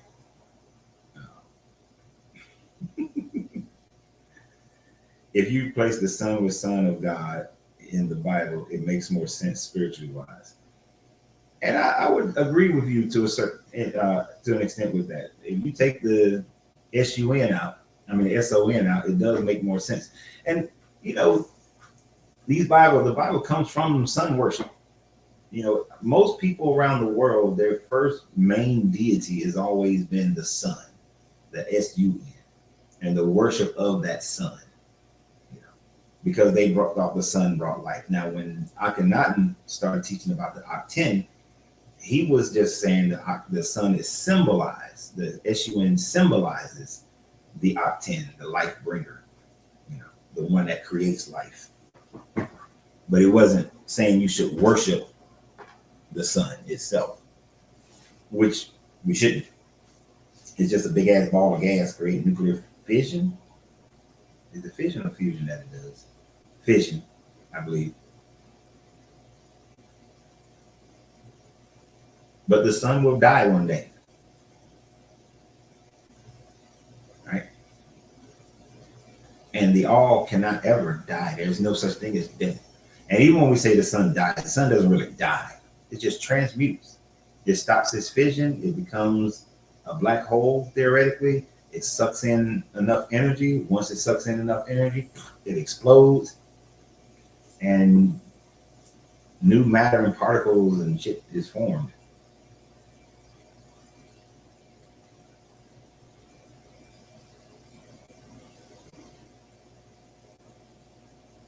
I think some of the ancient writers had it pretty much, they were leaning in the right direction. They just didn't, if they had more scientific knowledge, they would have been even better at doing, at understanding. They just needed more scientific. And then instead they started placing godheads into all these things and then started making people into gods.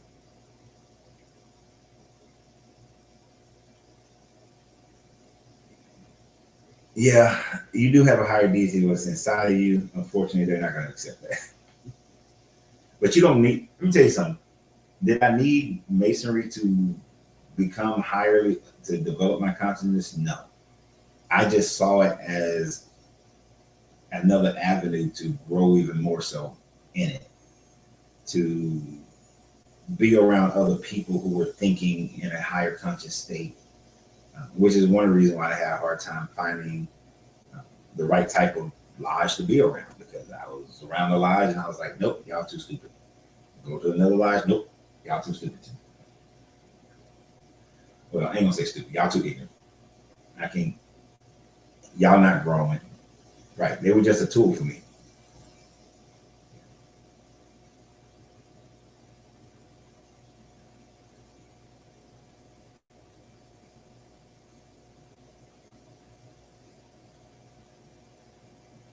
But now I'm with you with that now, Annalise.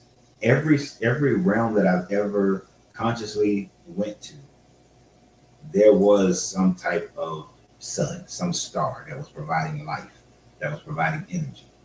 Now I questioned, am I seeing that because it's what I'm familiar with, so it's how I can relate it?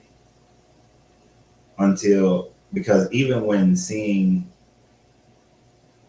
how everything transmute, it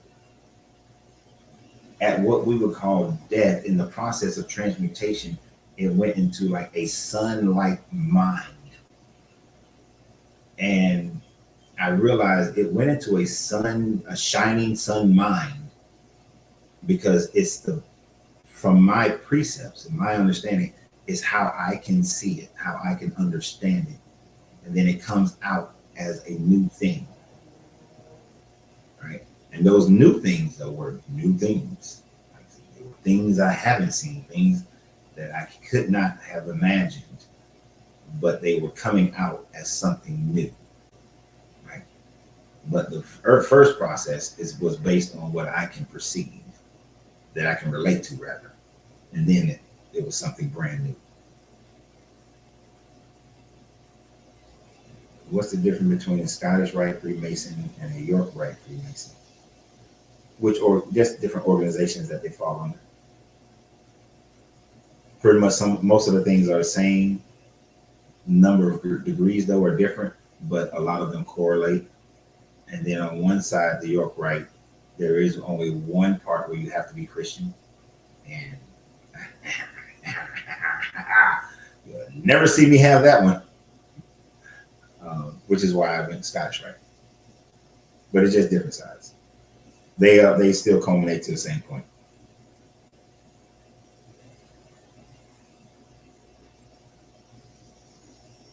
Can you practice Ifa and become a Mason? Yeah, because in Ifa you believe that you would have to believe that the highest power is Odomare. I believe it's the higher power, is the highest power. Like, I forgot what the technical term for that style of belief, but when you have a primary deity who is over everything, and then all the other smaller deities are aspects of that major deity, just down handling everything else, kind of like the Neoplatonism that we was talking about in the beginning, um, where you had the god, and you had a bunch of daemons who was handling everything else. So yeah, you can practice Ifa in that. They still don't use a Bible most of the time to describe everything, but you can also translate those over into how you can understand it through Ifa. If they reject you, then they are failing in their mission of what they're supposed to be about. Sleep is the cousin of death because the only difference between this body dies, but your consciousness keeps going just like in dreams. I can see that. I can see how how that plays in. Um, I look at sleep as though not as so much as the cousin. Well, I see it as the cousin because it's the closest you get to death that allows your consciousness to be free of seeing this matter plane light. But the same level of free consciousness that I have in dreams, I can have that same level in meditation. And meditation for me is constant. Like, as I'm talking to y'all now, I'm allowing my consciousness to have the freedom. And even though I'm talking to y'all, my consciousness, a part of my consciousness is somewhere else right now. Like, I know where it's at right now, but it's somewhere else. Like, I can project my consciousness right now to Amicalola Falls. There are people there right now that I've never seen before. For some reason, it keeps focusing in on some lady with a yellow shirt who's at the bottom pool and getting ready to go up, to walk up it. But yeah, but sleep was that first part of developing, of helping to develop my consciousness, because learning to control my dreams and control my consciousness in that, so that they're merged together during sleep time. So it's not just the subconscious out there doing its own thing, but my full waking consciousness and my subconsciousness working together.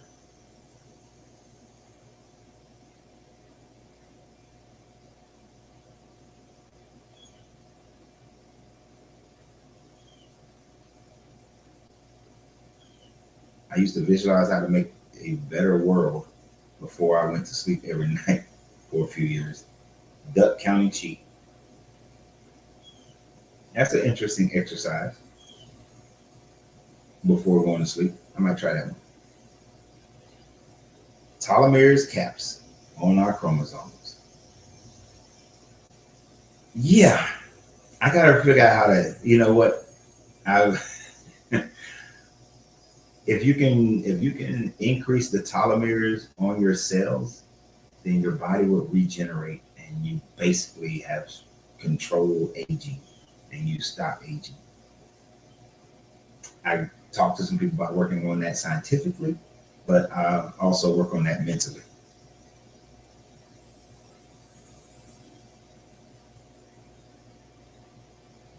You can't do things you can do in your dreams because of the physical body.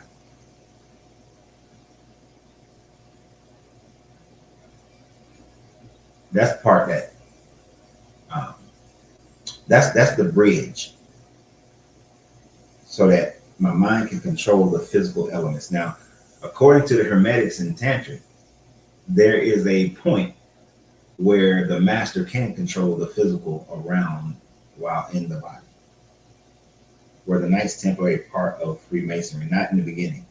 After Knights Templar became part of Freemasonry after the King of France and the Pope lied about them, and then sought out to massacre all of them. And then they joined Freemasonry after that. They joined the York Rite, which is why I would never go up York Rite, because you have to make a pledge to defend Christianity. And I would never do that.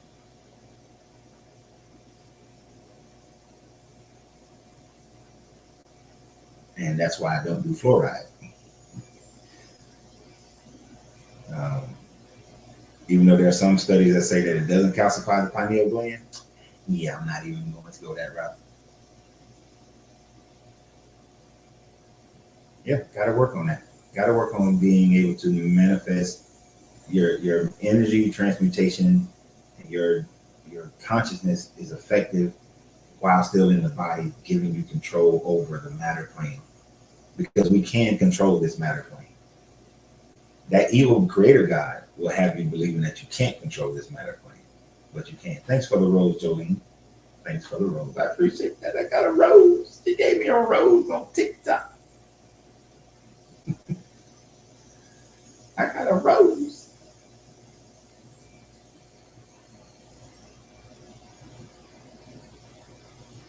Yeah. And sometimes, we have controlled matter plane at some intense moments of mental and emotional stresses. Like, I love reading comic books. I haven't read comic books in a long time, but I have a huge comic book collection downstairs.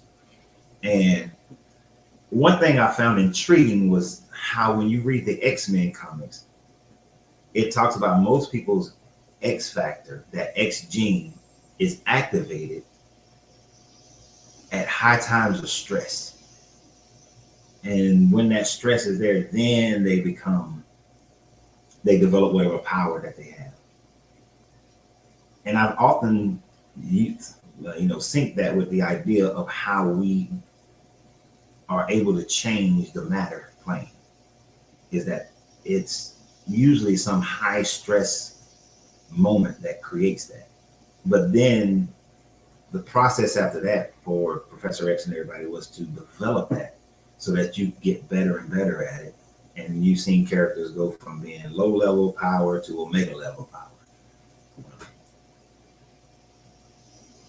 And I think that that's one of the things that Stan Lee and I forgot the other guy named starts with a K was trying to get across, like a sub story that they were trying to get across during all of that.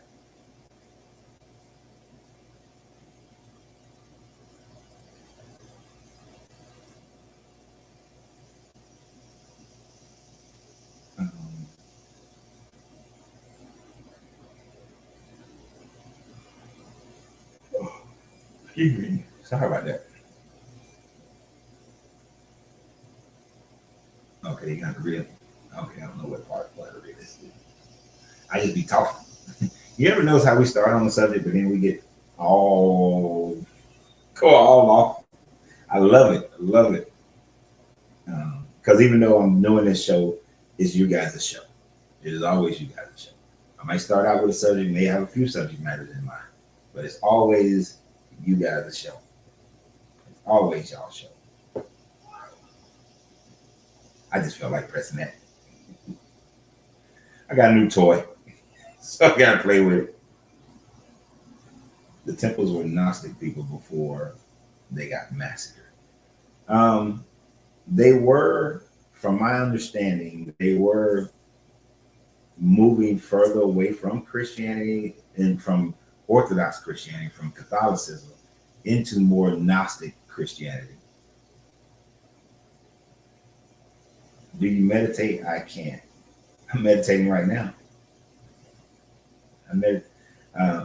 Initially, it was hard for me to meditate. I remember trying to teaching my kids how to meditate back when they were little.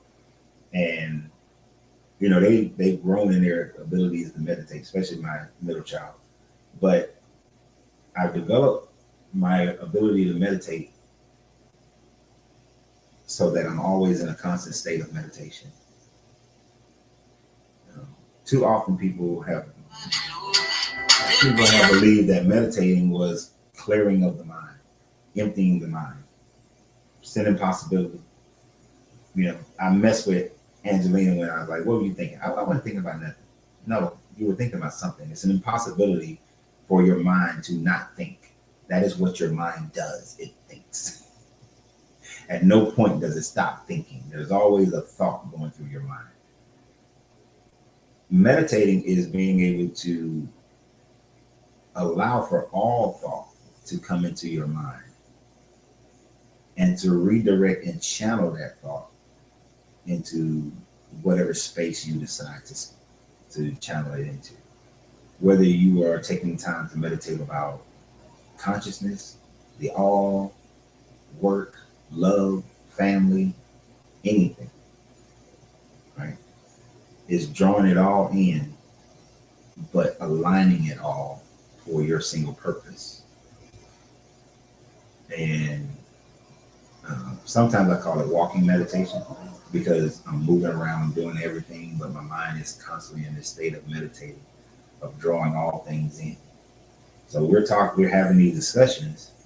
So I'm in a state of meditation where I'm able to draw in things that I've learned, theories that I've developed, things that I know, and new things I'm discovering. Because sometimes in having these discussions, I will discover new things based on, you may say something that sparks a whole meditational process and brings in all these other points, and for lack of a better term, an epiphany is had. So it's not a distraction. A distraction was them people outside my house shooting a damn video on the street. That was a distraction. But like in meditation, when you have those distractions, you let them come in, live for a second, and then let them out.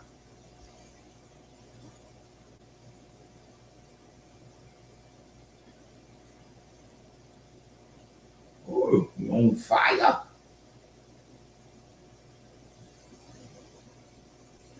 Yeah. Yeah, I do meditate. Now I do go into so I got a whole room. It's not to be sound braggadocious, but when I say this, I mean I do have a space that I go into when I just want to sit and meditate. But when I'm sitting there meditating, there's still sounds in the house. You know, I'm in Georgia, so the air conditioning gonna come on. I'm surrounded by trees and grass and bushes and animals and all that. And then my house is on the main street that goes in and out the neighborhood. So there are other noises that are happening. It is set up where it's on the east side of the house where the sun rises, so that light comes in. But I do go in and sit, meditate.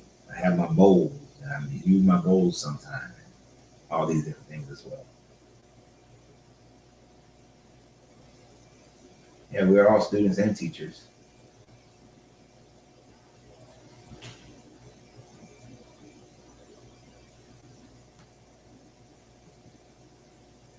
Right. I'm agreeing with you. They were headed towards, they was learning and understanding the Gnostic writings. But some of the things that the Pope and the King of France was saying was a bunch of lies, though. Like they didn't have the head of John the Baptist and was pissing on crosses and all that stuff.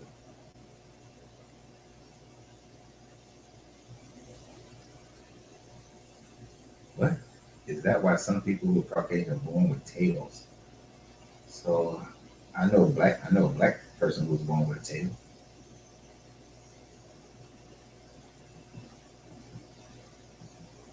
I don't get so caught up into. I do think that people have reincarnated. People do reincarnate. So I don't get caught up into race. Race means nothing.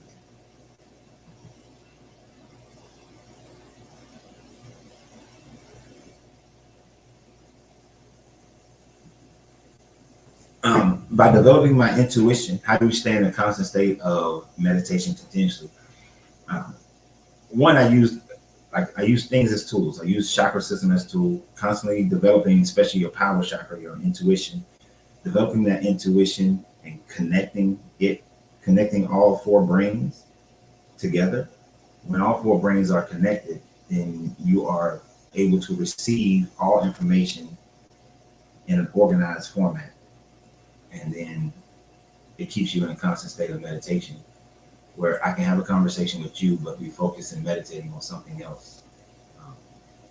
Or multiple thoughts can come through without losing focus on our conversation.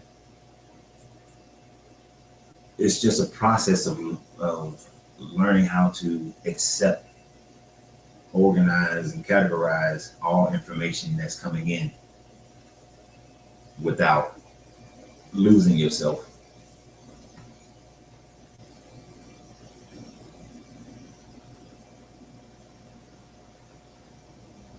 Right. And that's why I try to, like when I'm coaching someone, at least I try to, well, I don't try. What we figure out is what form of meditation works best for them.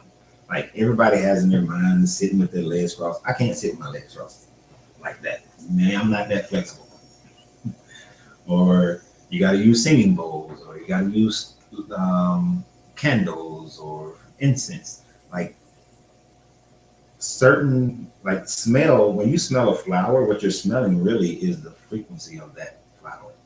So certain smells people help people meditate, certain sounds, all these things. Some people need to be where there is quiet.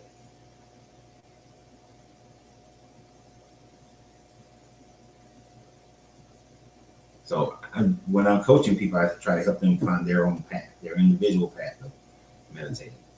Because it's not just, there are 59 different variations of trees out in the world. And they all work together in their own way to keep a balance of nature.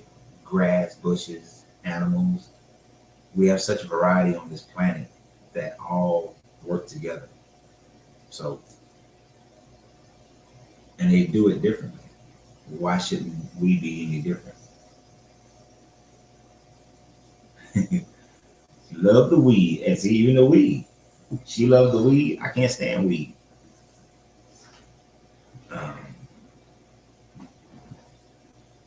Weed helps you meditate. Singing bowl. So although I have some that goes in my meditation room, this is the one that I keep in my bag that goes pretty much everywhere I go. So if I'm ever somewhere and I feel like whipping it out, I whip it out. I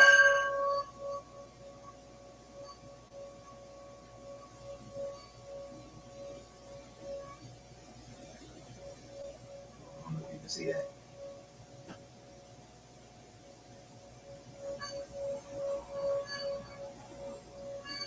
I got this ring on, so it's, but that's a single.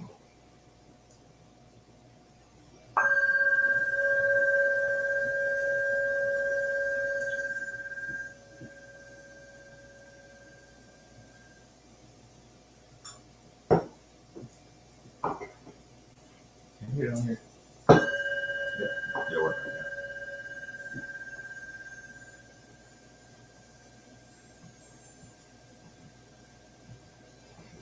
And you got different singing bowls that makes different frequencies.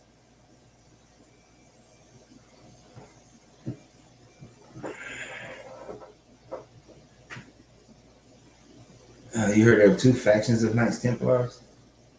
Not to my knowledge. Never heard of two factions. That would be like, I have a lodge over here with Knights Templars. There's a lodge over there. They're Knights Templars. But although we're all the same, they all still do things differently. Not everybody reads from the same book on how to conduct their meetings and all that stuff. So maybe that's what they're talking about. I'm not sure. I've never went that route. So as soon as they said that you have to take a vow to defend Christianity, I was like, I'm good. Yeah. Race doesn't matter. We're all, people want to create, people always want to create separations, but you have to realize that everything is connected. There is no separation. What is my ethnicity?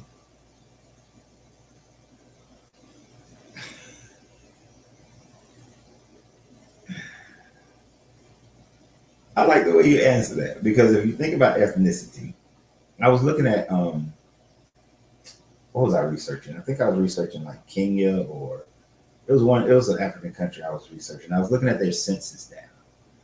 You know, here in America, when we do census, we put race.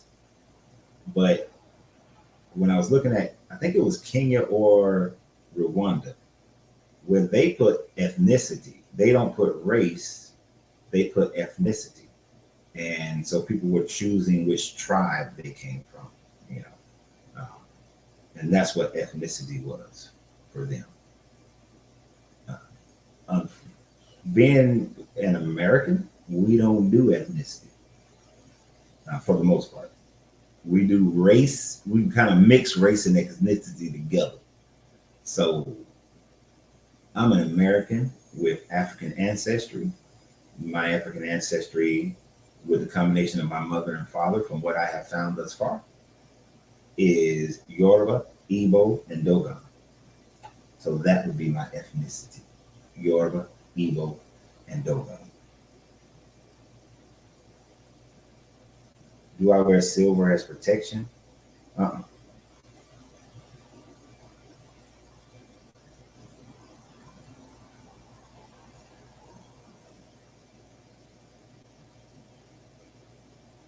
Okay, 'cause I sure didn't know what Hodge was, but yeah, high alone. Yeah, I don't do the weed. But some mushrooms, that's a different story. But I only do it when, you know, it's like a spiritual journey for me. It's not a recreational thing. I'm not advising anybody to do anything. Make sure I'll get that out there. Y'all ain't gonna call me back.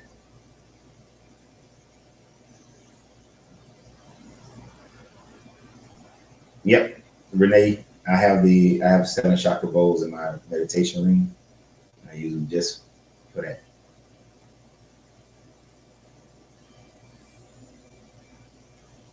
Coach, you gotta get broken into enjoying. No, sir.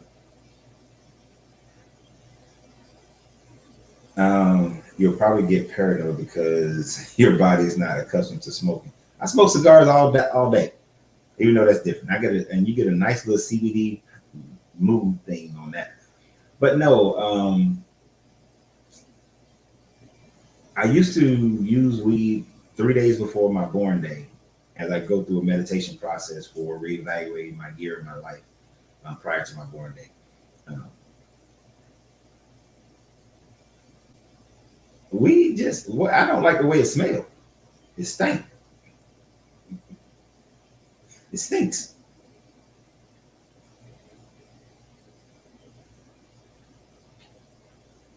So I just, you know, shrooms work better for me than weed does. I can focus more on getting into a astral state than I can with weed. You're right, but you have one. The white man was in a race, and that was that. You right. You have one. The white man was in a race, and that was that. I mean, I know Europeans created race, what we call race today. I'm not exactly sure what you're saying.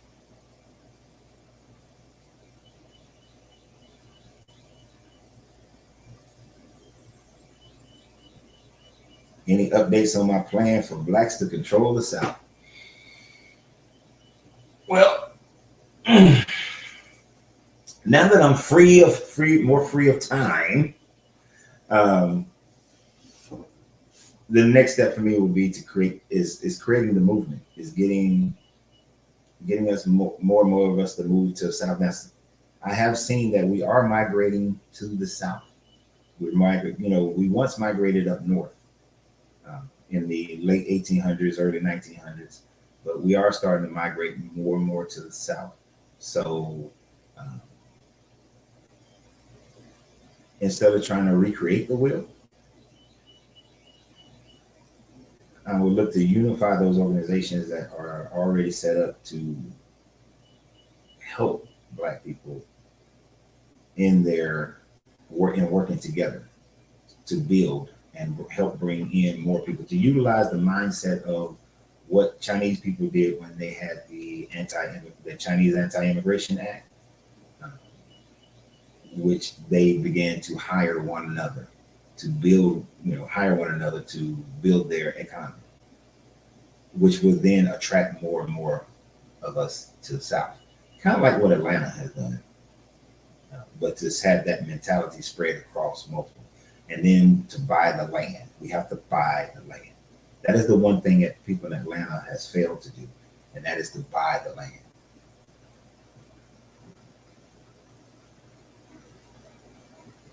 I am not a Hebrew Israelite. See, you are acting more like a Christian, Plymouth, when you do that.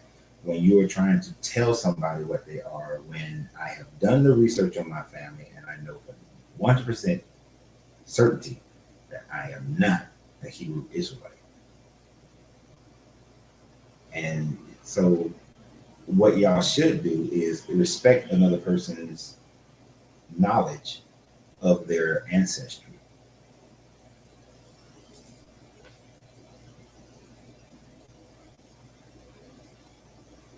Try lesser quality, whatever. Oh, weed lowers testosterone. I'll leave that alone.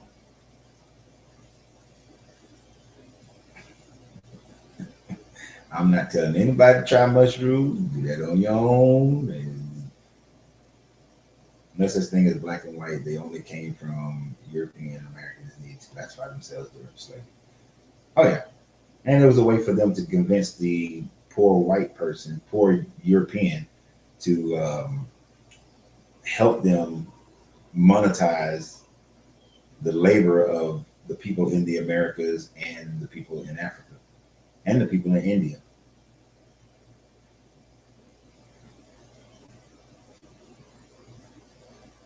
When the Chinese first start coming to America, they did not have the Chinese government backing them up at all. But I do understand what you're saying. Part of my plan, Samuel, would be for these organizations to do business with African nations that are growing and becoming greater. How am I not and you in America? Because Hebrews weren't the only people that came from Africa. Hebrews weren't the only people that were enslaved in America. Yes, there were some, but y'all weren't the only ones. My family was not practicing any formation of Hebrewisms. My Dogon family was believing in the Nomos and from Sirius. My Yoruba, Ifa, and Yoruba and Igbo family was practicing Ifa. They were not practicing any form of Christianity, any form of Abrahamic religion. I don't understand why y'all have a difficulty understanding that. It is not an all or none game, but y'all play it like it's an all or none game. There's very few things in this world, this universe, that is all or none. And when it comes to people, there is never an all or none. Because Hebrews, I can make a very valid case that it is more likely that the Hebrew people were originally Kemetic people who were worshiping the Akhten when Akhenaten was disposed of, fled to Sinai and then into the Levant, and then merged later on, about 100 plus years later, merged with Canaanite people and became the Hebrew people during the Bronze Age collapse. So people groups have changed. Even ethnicity is a made-up thing. Just as race is a made-up thing, ethnicity is a made-up thing of people who decided to come together under one government, one belief, one tribe, one way of life. All these things are man-made. So y'all don't want people disrespecting y'all, but y'all consistently will disrespect somebody else when they tell you where their family came from. Now, I've said where my family come from. That should be that. That should be it.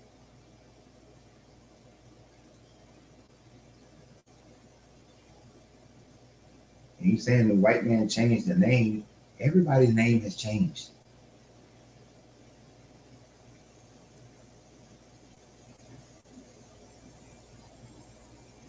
I know that the name that I currently carry comes from slave masters, but I was able to trace my family to where they came from. For instance, my father's family, Georgia, but prior to that, Alabama, prior to that, Mississippi, prior to that, Ohio, prior to that, Scotland, prior to that, England, prior to that, Gaeta, Italy, prior to that, Mali, Dogons. And probably prior to the Malis, actually, they fought against another Mali tribe and lost, and then they was taken as prisoners of war. And even within the Dogons, you had separations. Within the Malis, within the Mali Empire, you had separations of different tribes. What's so hard for people to understand about that?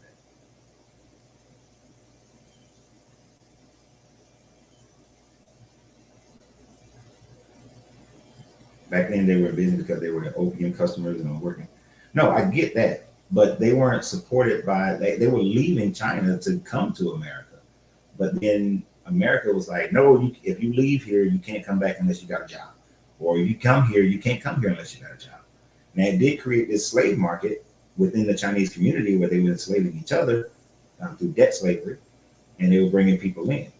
And then as laws changed again, then I think there's still some of that going on, where they're bringing over their cousins and everybody, and they're putting them in such debt. But then the Hispanic people and the Spanish, the people from South America, Central America, they started utilizing that same tactic to develop their communities as well. So I don't see any reason why we can't use that same tactic. And then when we can construct relationship with free African nations, Caribbean nations, then we will start to have even more autonomy from this American.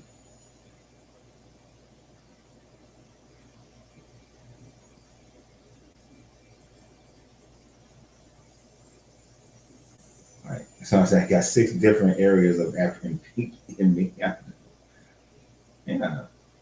It doesn't have to be this all or none thing. As soon as you do that, you alienate people. And let's say, like, I do like how the Hebrew Israelite communities they do show some unity and banding together. But because you want to force everybody to have to say that they're Hebrew Israelite, you can't see beyond that in order for us as a fully oppressed group to be able to rise up to gain equal footing and equal respect. Because as long as you say, like, that was the Nation of Islam problem. Like, we all can't work together because y'all trying to force everybody to do it your way. Instead of us just saying, we have a common enemy. We have a common oppressive system.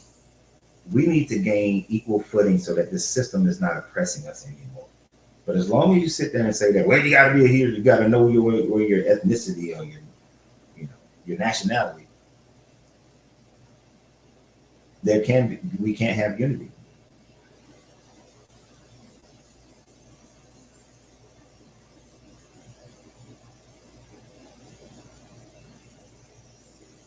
Yep, they did. They put a lot of Japanese people in concentration camps during World War II. You man-made, what does that have to do with it? What? No, I'm saying ethnicities is man-made. Being a Hebrew is a man-made thing, is a created thing. Prior to, there is actually no archaeological evidence of a Hebrew existing prior to the Meneptah Stele, which I think is around 1400, late 1300 BCE. But prior to that, no archaeological evidence of a Hebrew existing. Everybody else we can find in that area of the Levant who existed during that time frame, but no Hebrews existed during that time frame. So it's created. It's kind of like the names of different places have changed. Nobody says the USSR anymore. No. There's no such thing as being Soviet. There's no Soviets anymore. There's still Russians, but there's no Soviets. The people who are in Georgia, what used to be Soviet Georgia, they're Georgians. they're not Soviets anymore, so they changed their nation, their nationality. History has demonstrated that. Italians are not Romans, they're Italians now. Hell, Germania used to extend into France, but then now they're French. Some people whose family used to be called, they were called Germanians, they're now French. The names changed. So ethnicity changed. That's what I'm saying. It's man-made.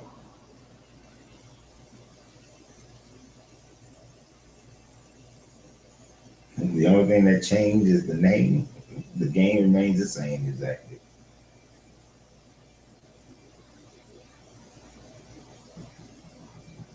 Man, focus on the wrong thing.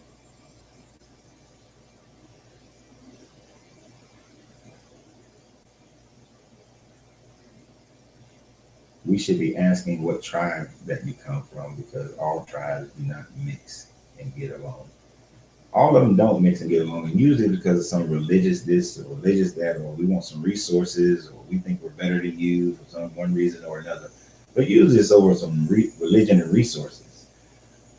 What we should realize is that, hey, if a police officer comes or pulls us over, he's not going to look in the car and say, "Oh, you a Hebrew Israelite, you Baptist, you a Dogon, you Ephah. Well, I'm gonna treat you differently than I'm gonna treat you." Nope. All they see is a full black man in a car. That's all they see. So, but we're gonna fight each other. Make their job easier.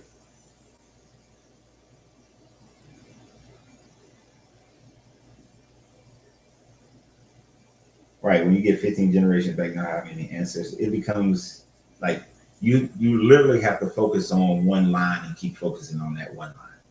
Like, my father, then my father's father, then his father, and then his father.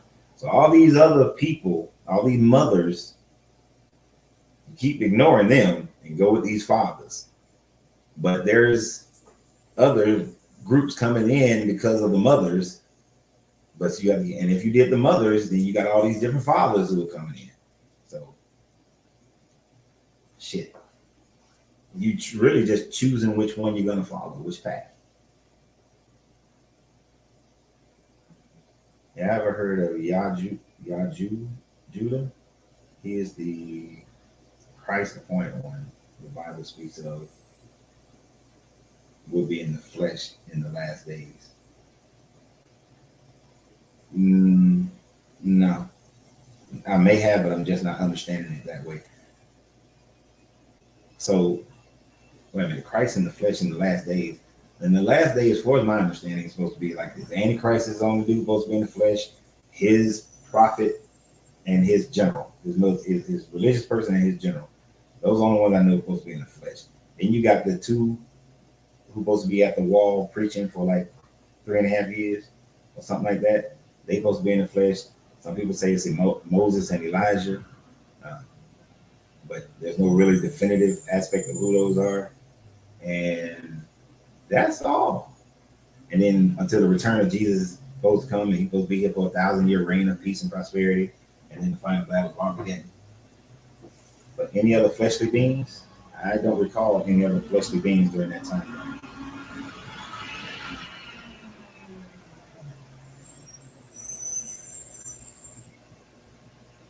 Mali or Islam. I don't know what it is.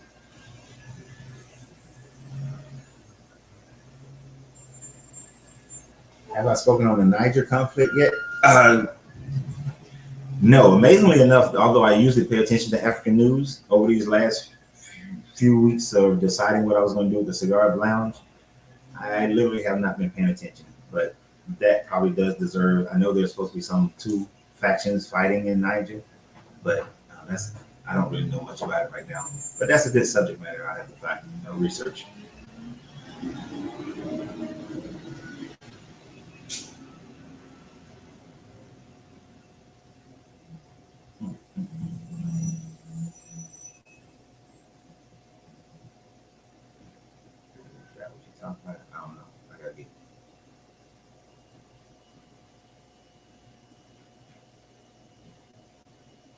that it wasn't good.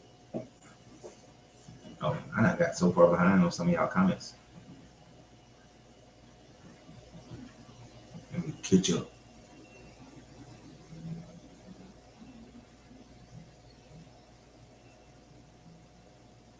You're not forcing, but I've told you where my family comes from, but yet you still want to tell me where I come from. That's forcing. See, that's forcing.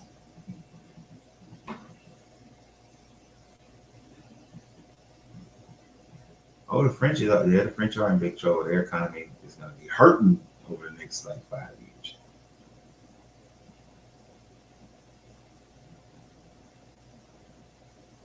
The lost books of the Bible are the books of Enoch. And the book of Enoch explains that the Bible is all allegories and parables. All of the Bible that's written is not allegories and parables. Some of those things don't fit as allegories and parables.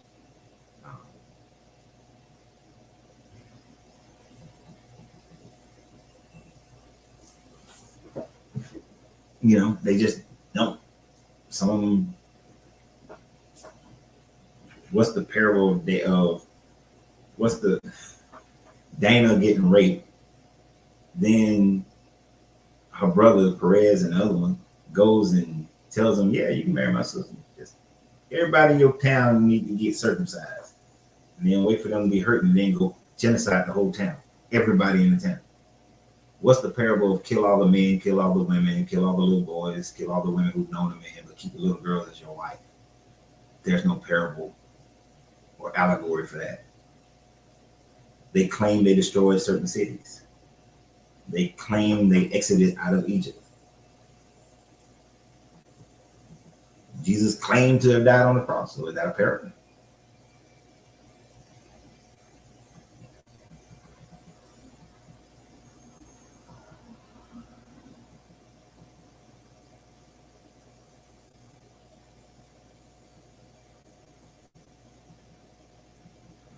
Esau. No, we don't. We don't really have to talk because if it's going to go in circles, I don't talk in circles. I've said what I said. I almost called. I'll come check that out later. If I click on it now, it's going to open up a page. And since I'm using StreamYard for the first time, I'm a little antsy about clicking on stuff.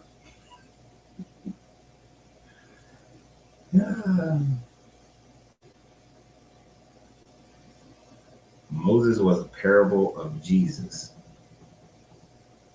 Look, here's the thing. The people who wrote the stories of Moses believed that actually happened. They were writing it as a literal story. They were not writing it as a allegory. Later on, things had to be written to say that all things were an allegory so that people can look beyond all the bullshit that the story talks about or the inaccuracies that the story's talking about. It's kind of like John Henry was a real dude and then he got legendized and people believed him as the legendized version, but then because that shit becomes like an unrealistic story for at some point of generations, we have to shut it down. It's like, no, just it's a fable. It's a fable. That's what it is. Like there's a process. You have to be able to look at these things from a broader process of when these stories are originally written.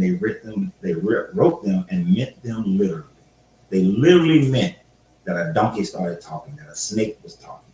They literally meant those things, and they believed those things happened. But then as time goes on and more knowledge is gaining and all that, but they want to keep this information, they have to flip the understanding of it to say that, oh, no, it was all parables and allegories. This is why things that says that it was all parables and allegories weren't written till much later when the public was like, okay, that shit's getting a little far-fetched.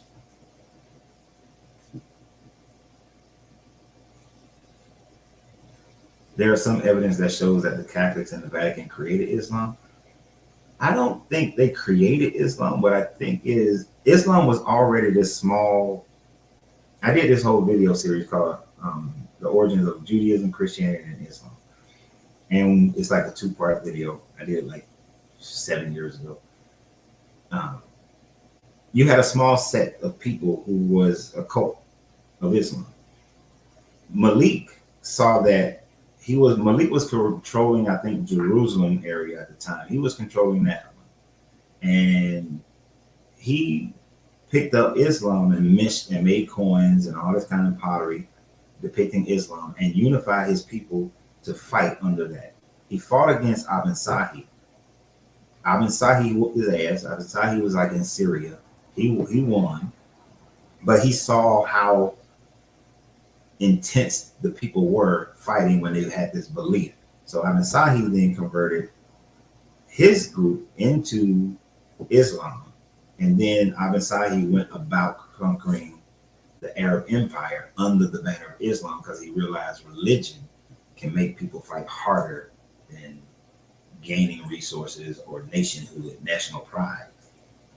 So, and I think Malik saw that happen with the Christians under the Pope, that they fought harder and more intense when they had this belief that they were doing it because God said so.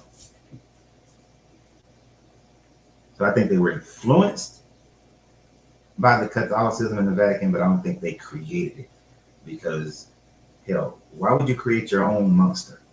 Because they spent the next 1,000 years fighting against them with the Ottoman Empire and so on and so forth.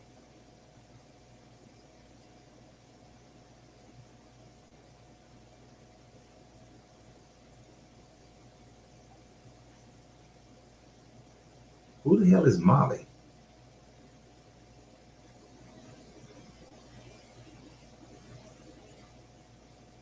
All right, say Hindu.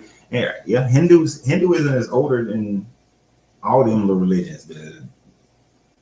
It's older than the Hebrew, older than all the Abrahamics.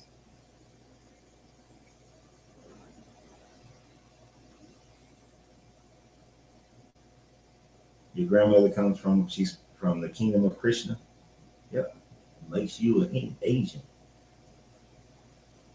Dude, I hope you're talking to somebody else.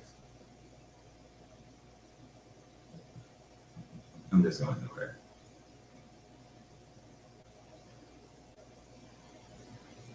Oh, Molly. Okay, I get what you. No, it's not. Okay, that's what was going on. It's spelled M-A-L-I, Molly. Okay, gotcha. No, my father's family didn't even come to the Americas until my father's family didn't come to the Americas until 1801 is when my father's family came to Americas. So my father's family wasn't even here then. It is my mother's family that came to the Americas, and trying to remember, it was like 1712, somewhere around in there, is when my mother's family came, and that was the Igbo and Yoruba parts of my family, and that's my mother's family following her father's line. My grandmother's line, I could only find some of the Creek indigenous people, but I couldn't find much of my grandmother's father's line. But see,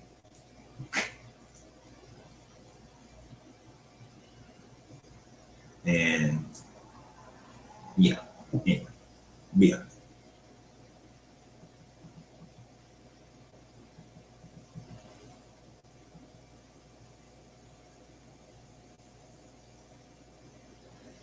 It is. You can show me. I'm sorry. Let me see. You can show me who said that. Who said that? What can you show me? What did you say before? Moses was a parable of Jesus? Nah. A lot of people try to say that Moses was a forerunner of Jesus. Now, think about how stories are written. You have a story written, Aesop fables, Hansel and Gretel. Aesop Fable's version of Hansel and Gretel are very, very different from, I think, Aesop, or from the original. Then you get Disney gets their hands on it, and the story changes again. But it's based on that story. Jesus' story, some of his story is based on Moses. It's not that he was a fable of Jesus or an allegory of Jesus. It's just some of the Moses story. Jesus had to, when the Jesus story is written, it had to have similarities to the Moses story, just like it had to have similarities to other people in the Bible story, in the Old Testament.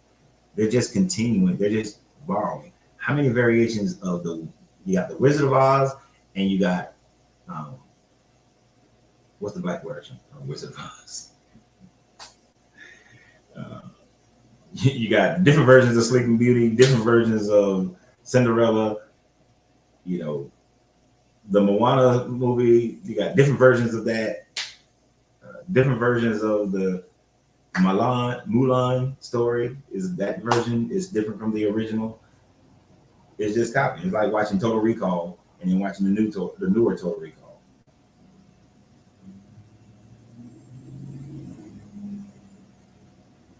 The cross is not a parable. The cross was a weapon that they used to kill people or punish people.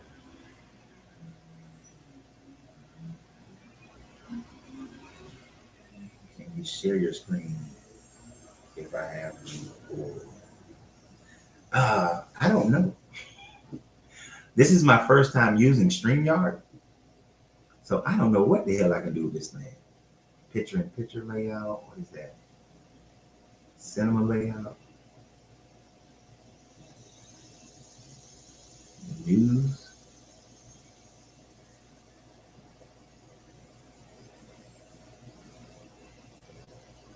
Like I'm scared to press buttons because I don't know what to do. Video file, share extra camera, slides. Okay, screen share. What am I sharing now? Share the screen. Two monitors, share the screen.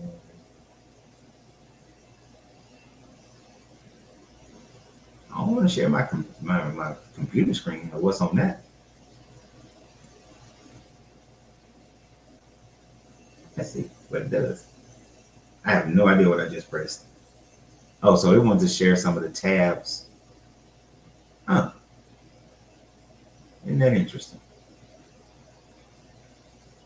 The main reason I'm doing this is because we experimenting.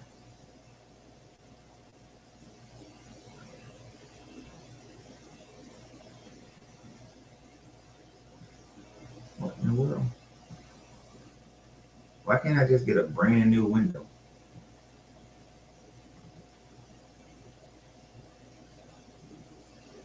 Oh, that's sharing that. That's just that. Okay, I don't need this screen. I don't need this one yet. Let me see. Oh shit. So y'all can see that.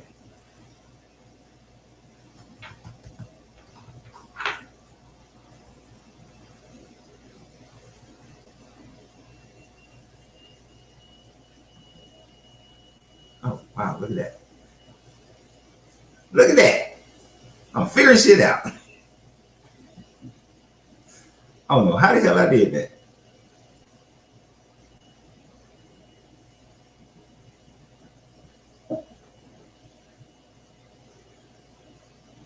Dude, you're talking in circles.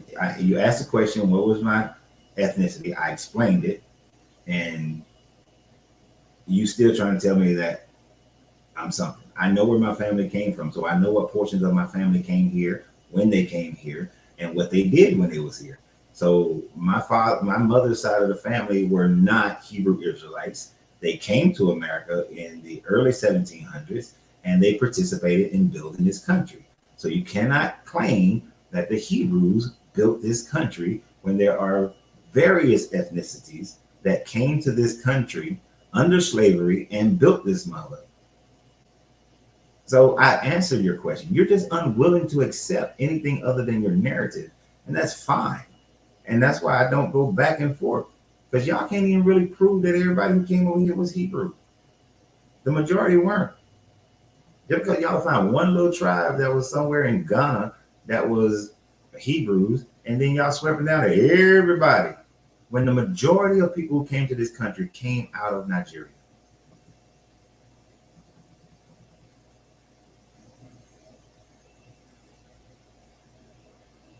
Epistles of Barnabas, chapter 5. I don't know. How can I do this? I don't see what time.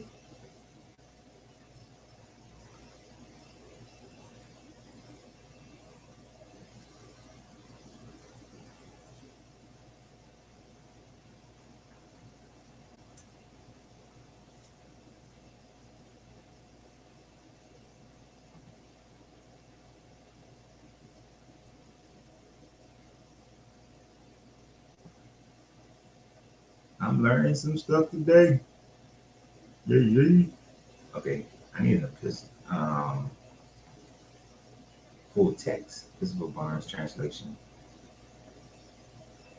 Okay, so I gotta do some back and forth. I don't know. I didn't put those advertisements there. And would you say chapter 5? There's gotta be an easier way to do this part. You want to know Timu?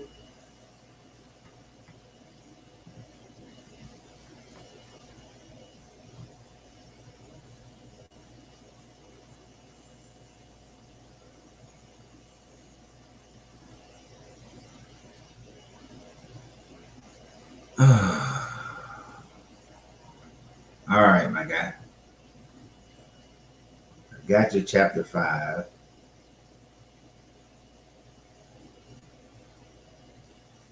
All right, what part of chapter 5?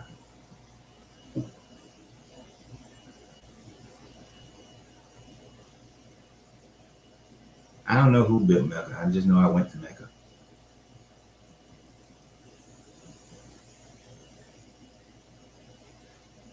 See, this is what I'm saying. You're too busy trying to prove your Hebrew Israelitism that you're not even concerned about the fact that what I was talking about was us unifying and working together. Just skipped over that whole part.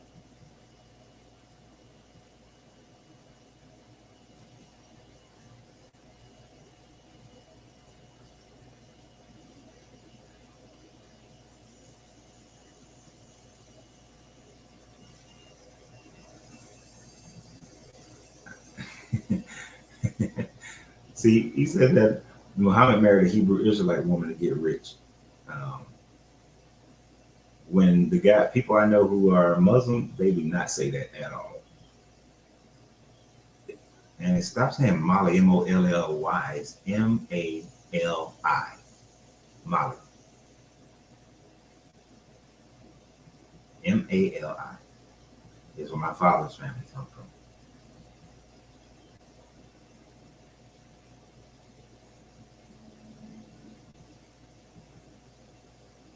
My mother's family is Cherokee Indian a little bit, but mostly Igbo and Yoruba. And they practice Ifa. Yes, the Wiz. That's what I was trying to think of. Okay. Cordero. I like that name. Cordero McNeil.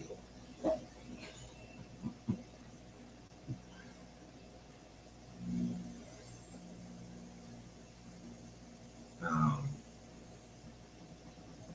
I'm way behind if y'all telling me the Wiz. Hey, man. Cordero.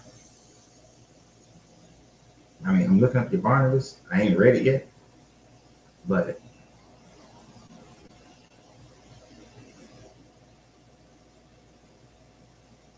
uh, what part of this are you talking about? You know what, Cordero, we're gonna try something different because I can't do all this reading shit. We're gonna try something different. I want look, we experimenting today, y'all, because we're gonna figure out how to make this thing uh, bigger and better.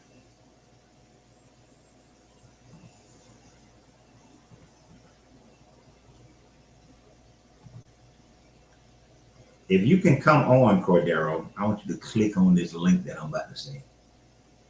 Because instead of me talking about it, because one on one, my time I do coaching. I don't do one on one just conversational debates and things like that. I don't.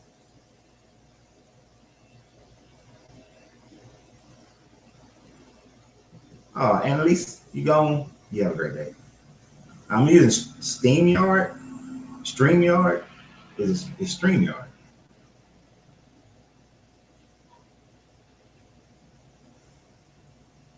Cordero, I want you to click on that link, bro, that I should have posted. Nope, not starting at verse 7. I want you to click on that damn link. I got rid of it. Where'd it go? There it is.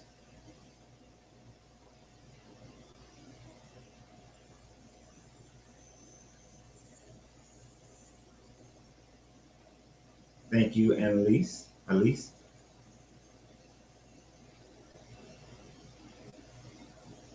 All right, so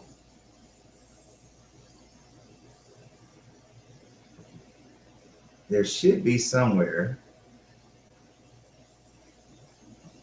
All right, now that you clicked on that, those are where those are. What's there?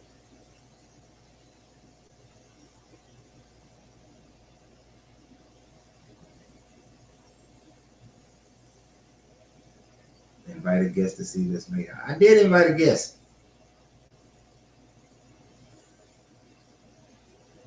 Yeah, if you don't hurry up, Cordero, I'm gonna ask somebody else to click it. He might have clicked it. I just don't know. Browse, band, private chat, solo layout. That's what I'm in. I invited somebody. Is there a back studio thing? Guests can stream this to their own destinations. Oh, cool. And send them the link. You also want to share your instructions for guests. I don't have any. You can invite up to 10 people at once.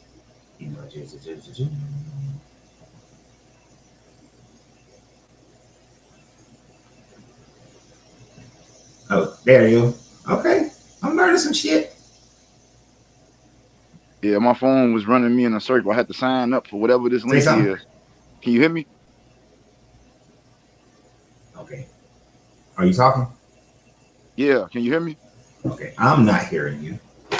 Let me make sure I got my stuff right.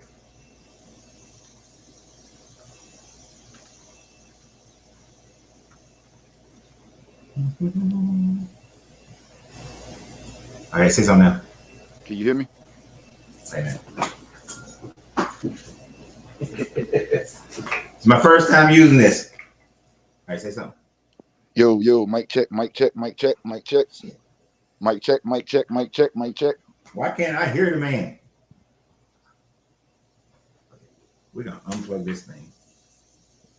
All right, try something now. Mic check, mic check, mic check. There we go. All right. Can you hear me now? I don't know how to use this thing that I bought. I don't know how to use this yet. So we're going to figure that out. Now. Peace and blessings, brother. Peace and blessings. Same to you, my guy. So now you was just saying about Barnabas, like the epistles of Barnabas. And that is a parallel to... Well, I was asked you to pull up that specific chapter and verse because it breaks down. It gives you an example of what I'm saying is like Moses is a parable to Jesus. Because I agree with you that these was historical events. But so with the Bible was a book from my studying and learning, right? I didn't learn it from a preacher, just me reading and studying all of the books of the Bible. This is the conclusion I came up with before I ran into the person, Yaju Judah. That's why I asked you, have you ever heard of him?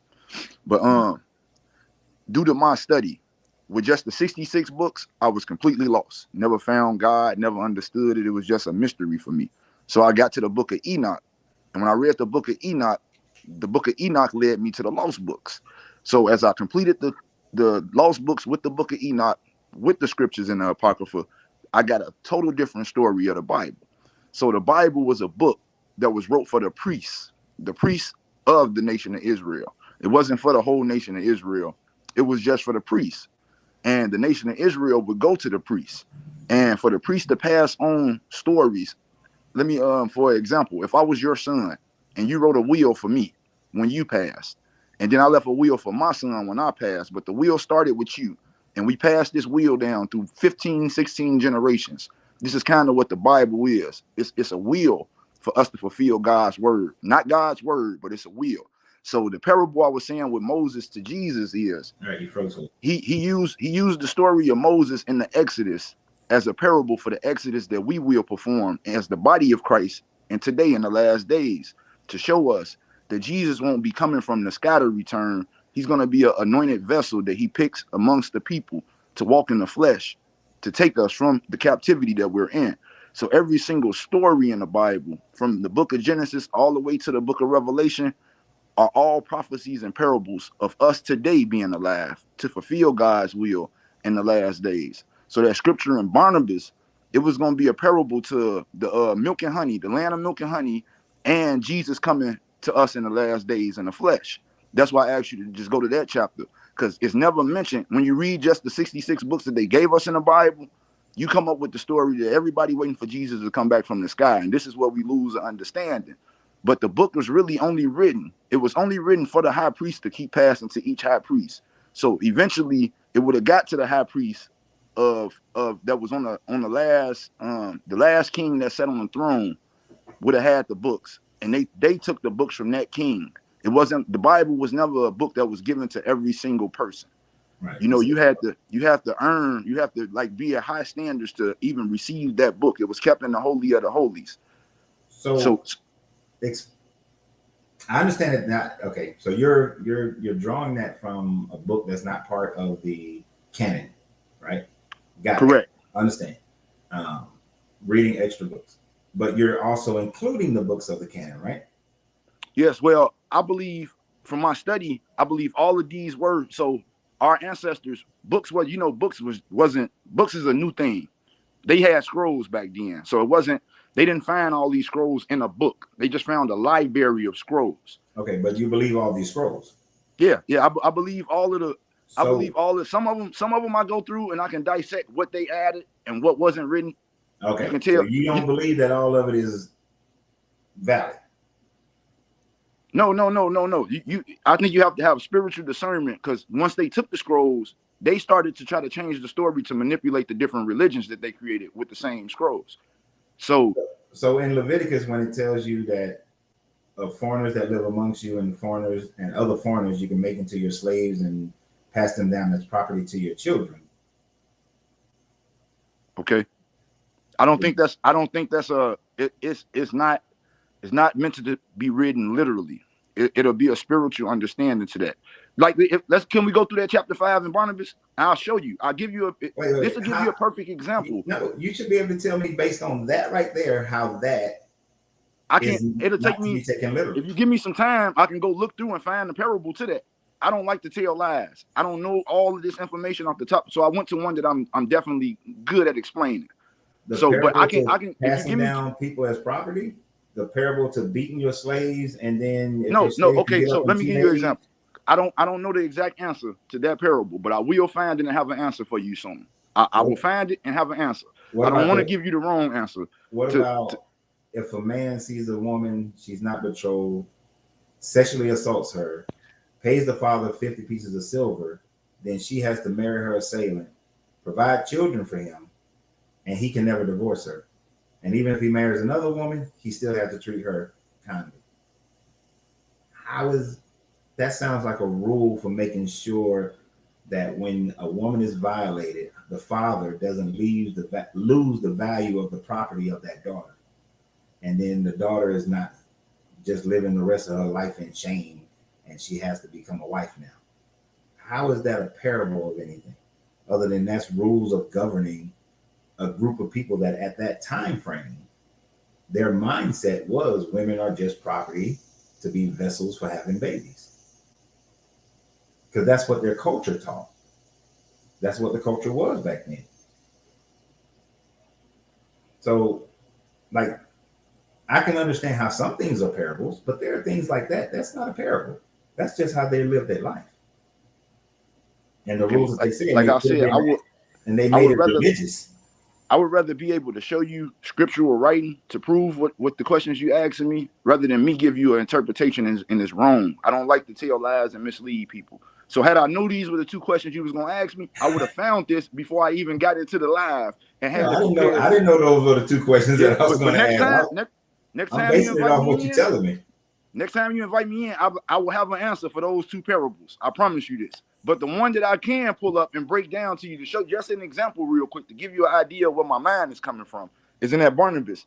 And it's about the it's about Jesus, it's about the cross, and it's about the land of milk and honey. And it lets you know that all of this was a story written to our high priest for us, because he knew we was going to be taken into captivity. So in the last days, that's why in the book of Revelation, in the book of Daniel, it say seal up everything until the last days. Don't get them the full conclusion until the last days, because in the last days we will go back to something. We will fulfill it. Go back to something. Huh? You said that we was going to be taken into captivity. What tells us as a nation? Who is us as a nation? Israel, the nation of Israel. All right, my family was in Israel, but they were taken into captivity. I wouldn't know how to. I wouldn't know how to explain that one. You know. Are you basing that on Deuteronomy 28:63? As far as the covenant and the blessings and the curses, yes. The blessings and the curses, yes. Okay, so there's no original text of Deuteronomy 28:63 that says all of what it says right now. In the pieces of scraps of that they do have, it just says your children will be disobedient. It doesn't say anything about selling away on ships and for 400 years to Mizraim. And then the article used for Mizraim means the actual place of Mizraim, not bondage. There are instances where the article is not there and Mizraim means bondage, but in Deuteronomy, the article there means the literal place of Egypt, which is why I've seen some sects of Hebrew Israelite differ, where the ones who understand that article will then say America was ancient Egypt, and they flip the map. And then you have the other sects who will just say, no, it just means bondage. So there's a conflict within the two groups, within the group, as to what they really mean, because you're trying, to me, you're trying to force something to fit what has happened in history. And then we weren't in 400 years of bondage anyway. So then they try to count desegregation, Jim Crow era, all that, which that time frame, the whole 400 years would have ended, what? Some will say 1992. Others say 2019, because they're basing on 1619 when the first ship with black folks hit Jamestown, Virginia, right? So, but that's still not 400 years. We've experienced more. There's been more slavery from the trans-Sahara slave trade, longer period of time, 1,200 years, than there was the transatlantic slave trade. And none of them lasted 400 years. So even if that did say they'd be sold into slavery for 400 years, our history has not matched up with that 400 years. You have to add things in there, other oppressive things. And if you're going to say that, then that will still be going on today, because if you are highly melanated, you are still under an oppressive regime. So we are beyond 400 years if you were to add in how long we've been under oppression. But that part of it, the documentation that they used to translate it into the Septuagint only said your children would be disobedient, but it did not. They didn't have the rest of it, so they finished it off and added what they thought it was saying. Okay. Have you read the Book of Enoch or any of the other books that they removed from the Bible? I read a lot of them. I read Enoch back in like 96, 97. Okay. Well, see, a lot of this stuff is new to me. I just been on a journey seeking the Father, So I learned from you. I learned from a lot of other people. Yeah. I don't think I have the full understanding of the story, but what I do, what Spirit has showed me, I think if I show this to a lot more people that's more learned than I am. That's elder, especially my elders with wisdom. I think I think I Y'all, can. he I called can me see the old. vision. He called me old, y'all. No, my elder. That's I just playing. respectfully speaking, man. But I dude, ain't calling you old. I pray I I make can't it to maintain your seriousness for too long. age. Yeah, so it's just that. So I came to that conclusion, right? And I left church. I looked for somebody who else read these books and was looking for Jesus in the flesh in the last days. So when I ran into this guy Yaju, and that's why I asked you, have you heard of him? Because he claims to be the Messiah for us these days to get us from where we are back to the throne of David. And he showed me, he even traced me back to the throne. Have you ever heard of Tetros the second? Tetro second. Tetros the second. This is why I was asking you to share your screen. Tetros the second. Tetrows the second. He is the last king. I've seen that name before, but I can't recall the meaning. You might have of seen it on our side. So it's an American that took his name. If you get on your Google and you pull up 1868 Siege of Magdala. So Tetros the second, he sat on the throne of David as King of Kings and Lord of Lords in Ethiopia. Queen Elizabeth's grandmother, I think Queen Victoria, she sieged Magdala, took all of his scrolls, took all of their artifacts, took everything, and brought his son back to the UK. And raised him up as a foster child under the British Kingdom, because his father killed himself rather than letting them be colonized when they were sieged. And that's the throne that the Bible was speaking about. That the Messiah, the Christ, the anointed one of our day, would take us back to sit on when the nations is overturned, when Jacob is back put on top and Esau is pulled down to the bottom.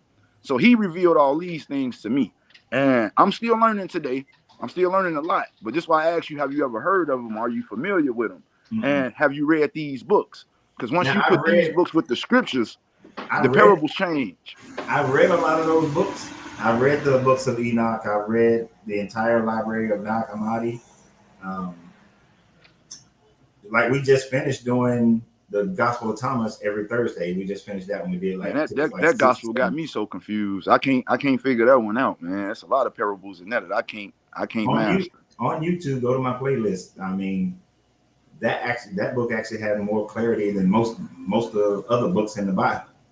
You got a breakdown for it? Yeah, that's what we did. We read it and now we talk about some of them. I wish I was a part of that. Yeah, there's on the playlist on YouTube. On YouTube? Yeah, go to my YouTube I definitely channel. go check it out. Playlist, you'll see Gospel of Thomas. I think one video got deleted by accident. So, but for the most part, I mean, I've read a lot of these books, but I do look at the concept that these books are written at a time frame where people were telling you what they thought God was. When it comes to prophecies, prophecies are very vague for one. And then when they're vague, they fit into multiple different categories, and people have always been able to attach them to whatever has happened in their histories. Like according to people who follow Nostradamus, they are saying that 70% of Nostradamus's prophecies have come true, and they have attached. It's like the World Trade Center goes down. They found the one that he talked about, and the two brothers will collapse and all this kind of thing, right? But that prophecy also said World War III would start right after that, but it hadn't started. The rise of Hitler. Now he did mention de Gaulle's name, which was pretty damn good. He mentioned de Gaulle's name, that he will reign 3 times, and de Gaulle did reign 3 times. So the fact that he mentioned from the family of de Gaulle, that was interesting. Kudos on that. But most prophecies can be, people place them in different history points. Like they've been saying ever since Paul, they've been saying we're in the end time. This is the last generation. Every generation says that. But even the Jesus character says that, hey, nobody knows. Correct. Nobody knows. So all these predictions of end time, it's the end time. He just gave us a list of things to show us that would be signs in the last days. But he gave signs that are always happening. I was just about to say that. So every generation claims the end time. You pause for a second. It could be. Oh, there you go. We probably said the same thing. No, you froze for a second, but you probably said the same thing. Every generation has claimed that this is the end time. This is the end. My grandmother used to say it's the end. Somebody trying to call my phone. Like it kind of broke up. Oh, that's why. Oh. But like every generation says it's the end time. My grandmother used to say it was the end time. Her mother used to say it was the end time. Yeah, that's what really made me pick up the Bible, because I watched my grandma wait for Jesus and wait for Jesus and wait for Jesus, and I'm like, man, okay, this something ain't right. My mama don't care about Jesus. My grandma loved Jesus, and this causing separation. This is what really like forced me to get into the Word.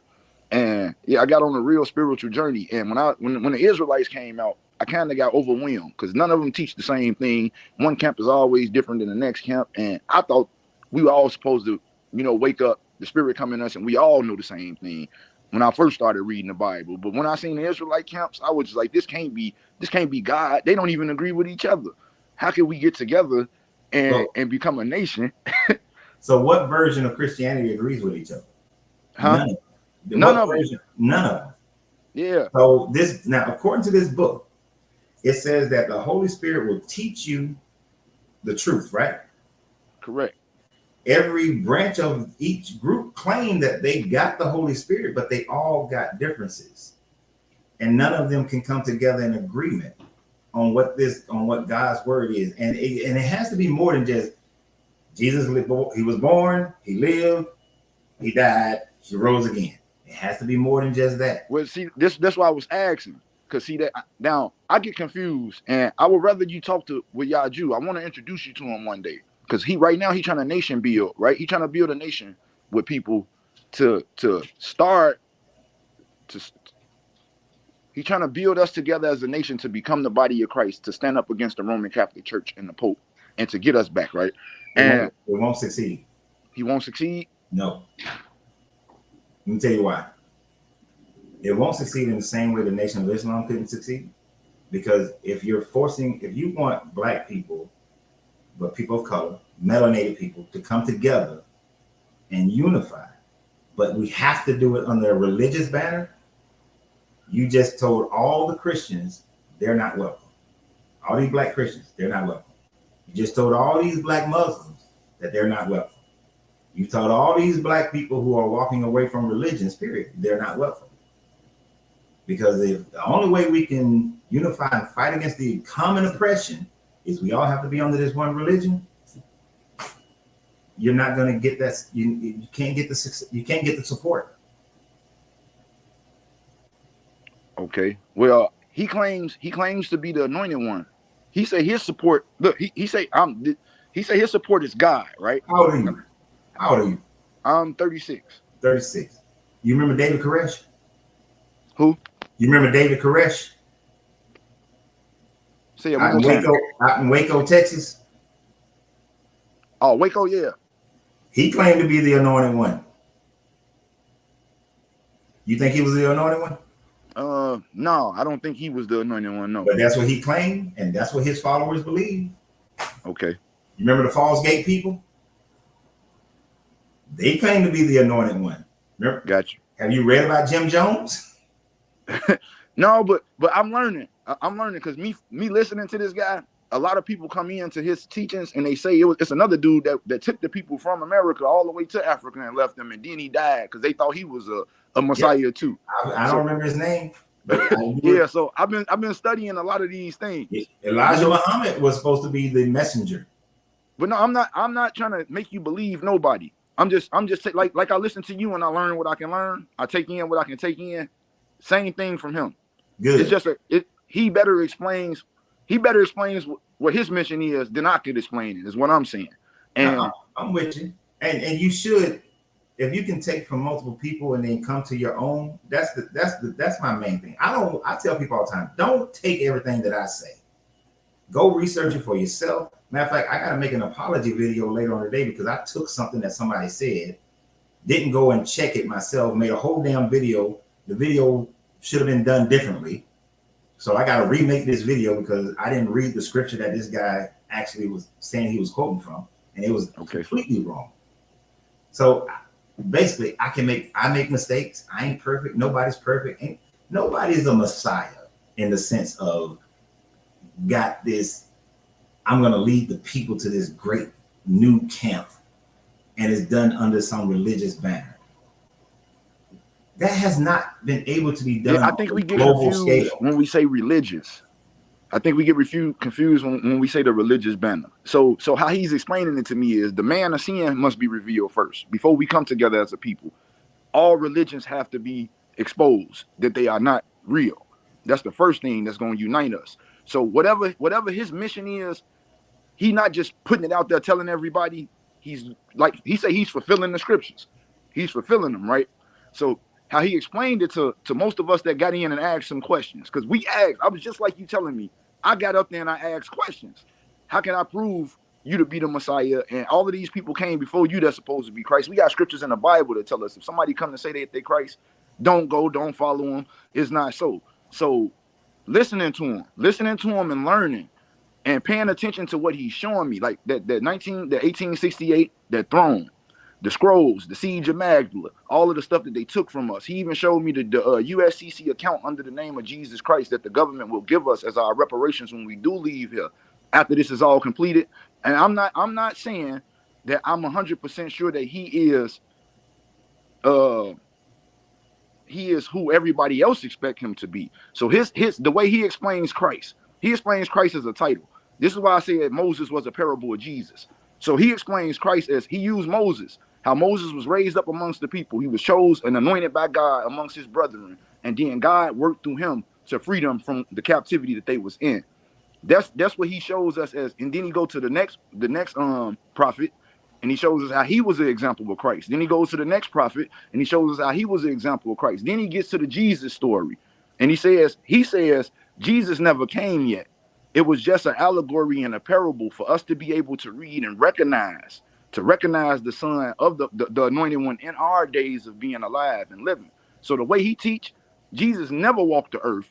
You will never find proof that it was a Jesus. Now, most of these stories are about real people, but they written to the high priests and allegories because the high priests were familiar with the names used. But for us in the last days, we will get all of these books. We will get all these books and be confused and have no understanding because he sealed it up in the book of Daniel, and it won't be unsealed to the book of Revelation when the anointed one that's chosen amongst us today will be anointed to unseal those books. He claims that he is the anointed one. He is the anointed one, and he's revealing so much. He's revealing so much that the Bible don't show. That history don't. Well, America don't show us. I ain't gonna say history because it's there, but America don't teach it as history. I had never heard of Tetros II. I had never heard of that throne, but it traced all the way back to the Solomonic dynasty. It traced all the way back to God's will. When you trace that throne, and when you look at all of the stuff that they took and you place us today, this is something that we can physically look. It's 150 years ago, not 2000. So we can look at this and we can think, okay, so if they just did this, why don't we hear about this in history? Why is this being covered up? Who is this Tetros II guy? Okay. And so that's what I've been studying to try to give me. Now, I don't know who Tetros II. Never really heard of this name before. But you heard of Haile Selassie? Yeah, I know Haile Selassie. But okay, so he sat on a throne that Haile Selassie sat on before Haile Selassie. Okay, and you say it goes all the way back to David. At some point, you're only talking about literature because there's actually zero archaeological proof of a Solomon dynasty, David, the kingdom of King David, Saul. There's no proof that those kingdoms ever existed, even as vassal states. Because what we can show is that the entire area of the Levant went from Sumerian control to Akkadian control to Assyrian control to Kemetic control, the Babylonian. Back to our Assyrian, then back to Kemetic, and then to Babylonian control, and then the Persian control, Greek control, Roman control. So there is no time frame where you have this kingdom of Israel, this kingdom of David, that can be proven. But we can prove that these other kingdoms ran that area, and then there were some points where they had vassal states, like Hezekiah was ruling under the vassal state of the Babylonians and the Persians. So he had you know what I mean by vassal state? I'm listening. I don't have a full understanding, but I'm learning as you talk. So like, let's say the governor of Georgia, you're the governor of Georgia, but you're under the federal government of the United States. Okay. So you had the southern kingdom of Judah, but they're under um, Babylonian and Persian rule. Okay. So you a king when they do the King Herod and Jesus story, right? Okay. King Herod the Great, as they call him, but he's just King Herod the First. King Herod the First was like a puppet governor over Judea, but he knew the Romans were really in charge. He couldn't do shit without the Romans' permission. Okay. So he was a vassal state. But there's never been a vassal state of Israel under Solomon or David, and there's never been a kingdom under Solomon or David that has been proven. And But that's what I was trying to say. He's been proving it. If you go on your Google and just type in Solomonic Dynasty. What archaeology has he proven? Well, no, he hasn't. He hasn't proven archaeology. But if you Google the Solomonic Dynasty, man, they trace it all the way back. They'll show you the throne. They will show you the throne on Google. They'll trace it all the way back, like years. Like years. Throne itself. You trying to say they found the throne of Solomon? A literal. This is what I'm trying to tell you is, dude. This whole that would have been all over. I never even knew this dynasty existed until it was brought to my attention. So I started to study it. It was an actual throne under the name of King David that somebody sat on that was Tetros II. When they sieged him and took his son. I'm gonna tell you, I'm skeptical as hell because I follow a lot of archaeology PhD reports and their magazines, where now they're blog sites. But I follow a lot of their information. You know, I will follow universities that teach archaeology, especially in that area. I have never seen anybody in any of those categories from around the world claim that. I mean, that sounds like some I guess he hung up. That sounds like some Ron Wyatt shit to me, to be honest. I hope you're still there. I don't know what happened to your phone. But I just, that's going to be a hard sell. That's a hard sell right there. I know y'all been saying a lot of stuff. I haven't seen most of it. Remember, the powers that be control archaeology. They don't control the world of archaeology.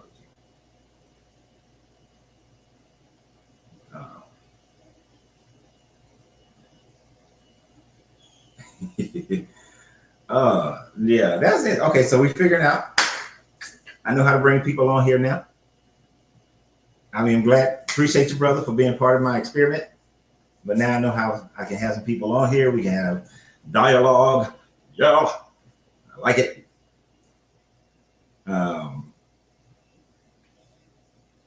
Who is this so-called prophet? He said it before. Is Yahjew? Is Yah? YAHJEW dash Yahshua or something like that. Yeshua is what he wrote, like way up in the comments. And I'm probably not spelling it all correct, but if you start putting that in, I'm pretty sure Dr. Google will find it. But yeah, we are. Nah, I can't. I see. There are certain aspects of that, and this is my only thing for Cordero, and I'm not trying to smash anybody's belief or trying to. I just want you to think, critically think through it. A person can make all sorts of claims. If those claims are only backed up by literature, you have to take a pause and find something more concrete to accept it. Like I was saying, historically, there's never been this kingdom of David where he reigned over Israel and that sort of thing, not even as a vassal state. We have zero proof of that. The first mentioning of a Hebrew wasn't until the Menephtah Stele, when this Pharaoh claimed that he came and whooped the Israelis' butt. The throne of David? The throne of Solomon? I would love to see that. I hope they did find it. That would be an amazing archaeological find, right? That would be completely amazing. But we don't have any coins, pottery, nothing. They find little things here and there that might say House of David, but that doesn't validate this kingdom of David. My brother's name is David. He could have something made and it says the House of David, and he just my brother. He wasn't a king; he was just my brother. So, and people had that, whether different levels of their caste systems of wealth. Where if you was a rich man and your name was David, and this is from the House of David, that's a thing that was part of their customary societies back in the day as well. So just because you have some little one piece of artifact that says the House of David on it, that's why they say it could be. But they try to push it when they're telling the stories. They try to push it as if it is. But if you listen to them, they always have to say it could be or possibly. They don't say it is because they know that they technically and legally and morally cannot say is. But to find that throne, that would be amazing. Yeah. And you're right, Terrence. Yeah, and Paul, it is a rabbit hole. But if you tell people what they want to hear, you'll get a following. If I decide to just go straight, there's a style of videos I could do to get a bigger following, but then it won't be me. It'll be me just trying to get a bigger following. And I can care. And that ain't the thing. I ain't gonna do that. Anytime a person claims to be Jesus, God, or the chosen one, run for the hills, they are always under some type of ego mania. Yeah, I couldn't. And then I was going to tell him as well, if he go and read the Josephus's writing. Josephus, the traitor, the Galilean traitor to the Romans. Go read his writings. He talks about 4 different Jesuses. And then when you look at what he talks about them, you can see how what he said about each one to a certain degree has been compiled into the beginnings of this understanding of this new Jesus that they had after he had wrote this stuff. They were like put into one person. So, and then later people added more and more and more and more to the story. So we can't, if you're going to go by literature, then go by that literature. It's more recently written. It was written by somebody at a time frame where they would have been privy to what was going on at that time frame, because he lived like, what was it? He was born in 34, 35 BCE, 35, 34 CE, and came up under Roman captivity around 68 CE. Had visited Rome and spoke with Nero and trying to get some Jewish people free because they were a vassal state, and then fought against Titus and Vespasian at the Sea of Galilee, lost, became a prisoner of war. Then after being a prisoner of war, there's a hummingbird on my porch. Then he became Titus's scribe, and then moved to Rome and wrote for that dude, and wrote about 4 different Jesuses. And it sounds to me like the dude is using a little bit of that understanding to be able to say that Jesus, the real Jesus, never walked. It's just a compilation of different things. And I just in saying that, I can see how a person can create a following of people saying that he is the harbinger to the true Messiah that's coming, because I could point to Josephus to show that this Jesus never actually walked, and that everything else is a parable that leads up to that. I can see the pathway of that. I can see that pathway and how you can maneuver people into that. Oh no, it's fine, Cordero. Sorry. Coach, do you use StreamYard? Yeah, that's what I'm using, StreamYard. This is the first day that I'm using it.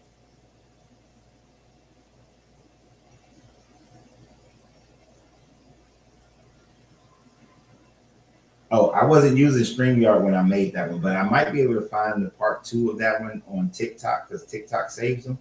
So if I find that one on TikTok, I'll download it and I'll add it. I'll add part 2. I couldn't remember what part. Well, I knew I remember.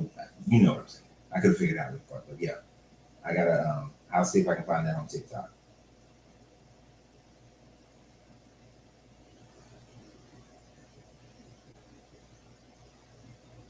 Ooh, I'm with you. Tell them what makes them feel uncomfortable, and you'll have your enemies. That's why I got plenty of them. I like what Samuel, we don't always agree, but the first part of what you wrote so far, I like that. People need to realize who they call the devil and who they call God is the same person. Just like your parents were built in God's image, every one of us parents told us that I brought you into this world not to take you out. Doesn't change how we feel about our parents after they threatened to kill us. But yes, like God and God, what is called ultimate good and ultimate evil are on the same goddamn plane. It's the same thing. There ain't no difference. It's just different degrees.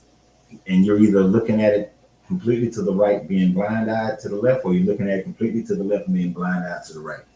But it's all one and the same on varying degrees. And it just is. Ooh, but we have been 3 hours and 30 minutes, and I have a coaching session that I got to prepare myself for a coaching session that I got at 2:30. So I'm going to get ready for that coaching session because I got to meditate and go over my notes before I coach this person. So I'm going to have to get off here because I got about 45 minutes before we do a coaching session, and I need to eat something. So we will be back tomorrow. Tomorrow's Thursday. I don't know what book we're doing tomorrow. I'm going to grab one of them books over there and we're going to kick it in. So I will see you guys tomorrow around 10 o'clock. Is there anything more? Yeah, around 10 o'clock tomorrow, we'll get started. I'll be using StreamYard again because I like this little program. And I wish TikTok could be simulcasted on here, but it doesn't show me TikTok in it. So, oh well. But y'all have a great day. So TikTok, you'll still be on a different camera. But y'all have a great day, and always remember, you got to free yourself to be yourself. 10 o'clock tomorrow, right between 10 and 10:15, we should get started. But 10 o'clock, we'll get started. So I see everyone tomorrow. Y'all have a great day. Remember, you always, and say it again, you got to free yourself to be yourself because your greatness is non-negotiable. Great, good journey, good vibration. And yes, Eastern Standard Time. Eastern Standard Time. I'm in Atlanta. So Eastern Standard Time is what it is.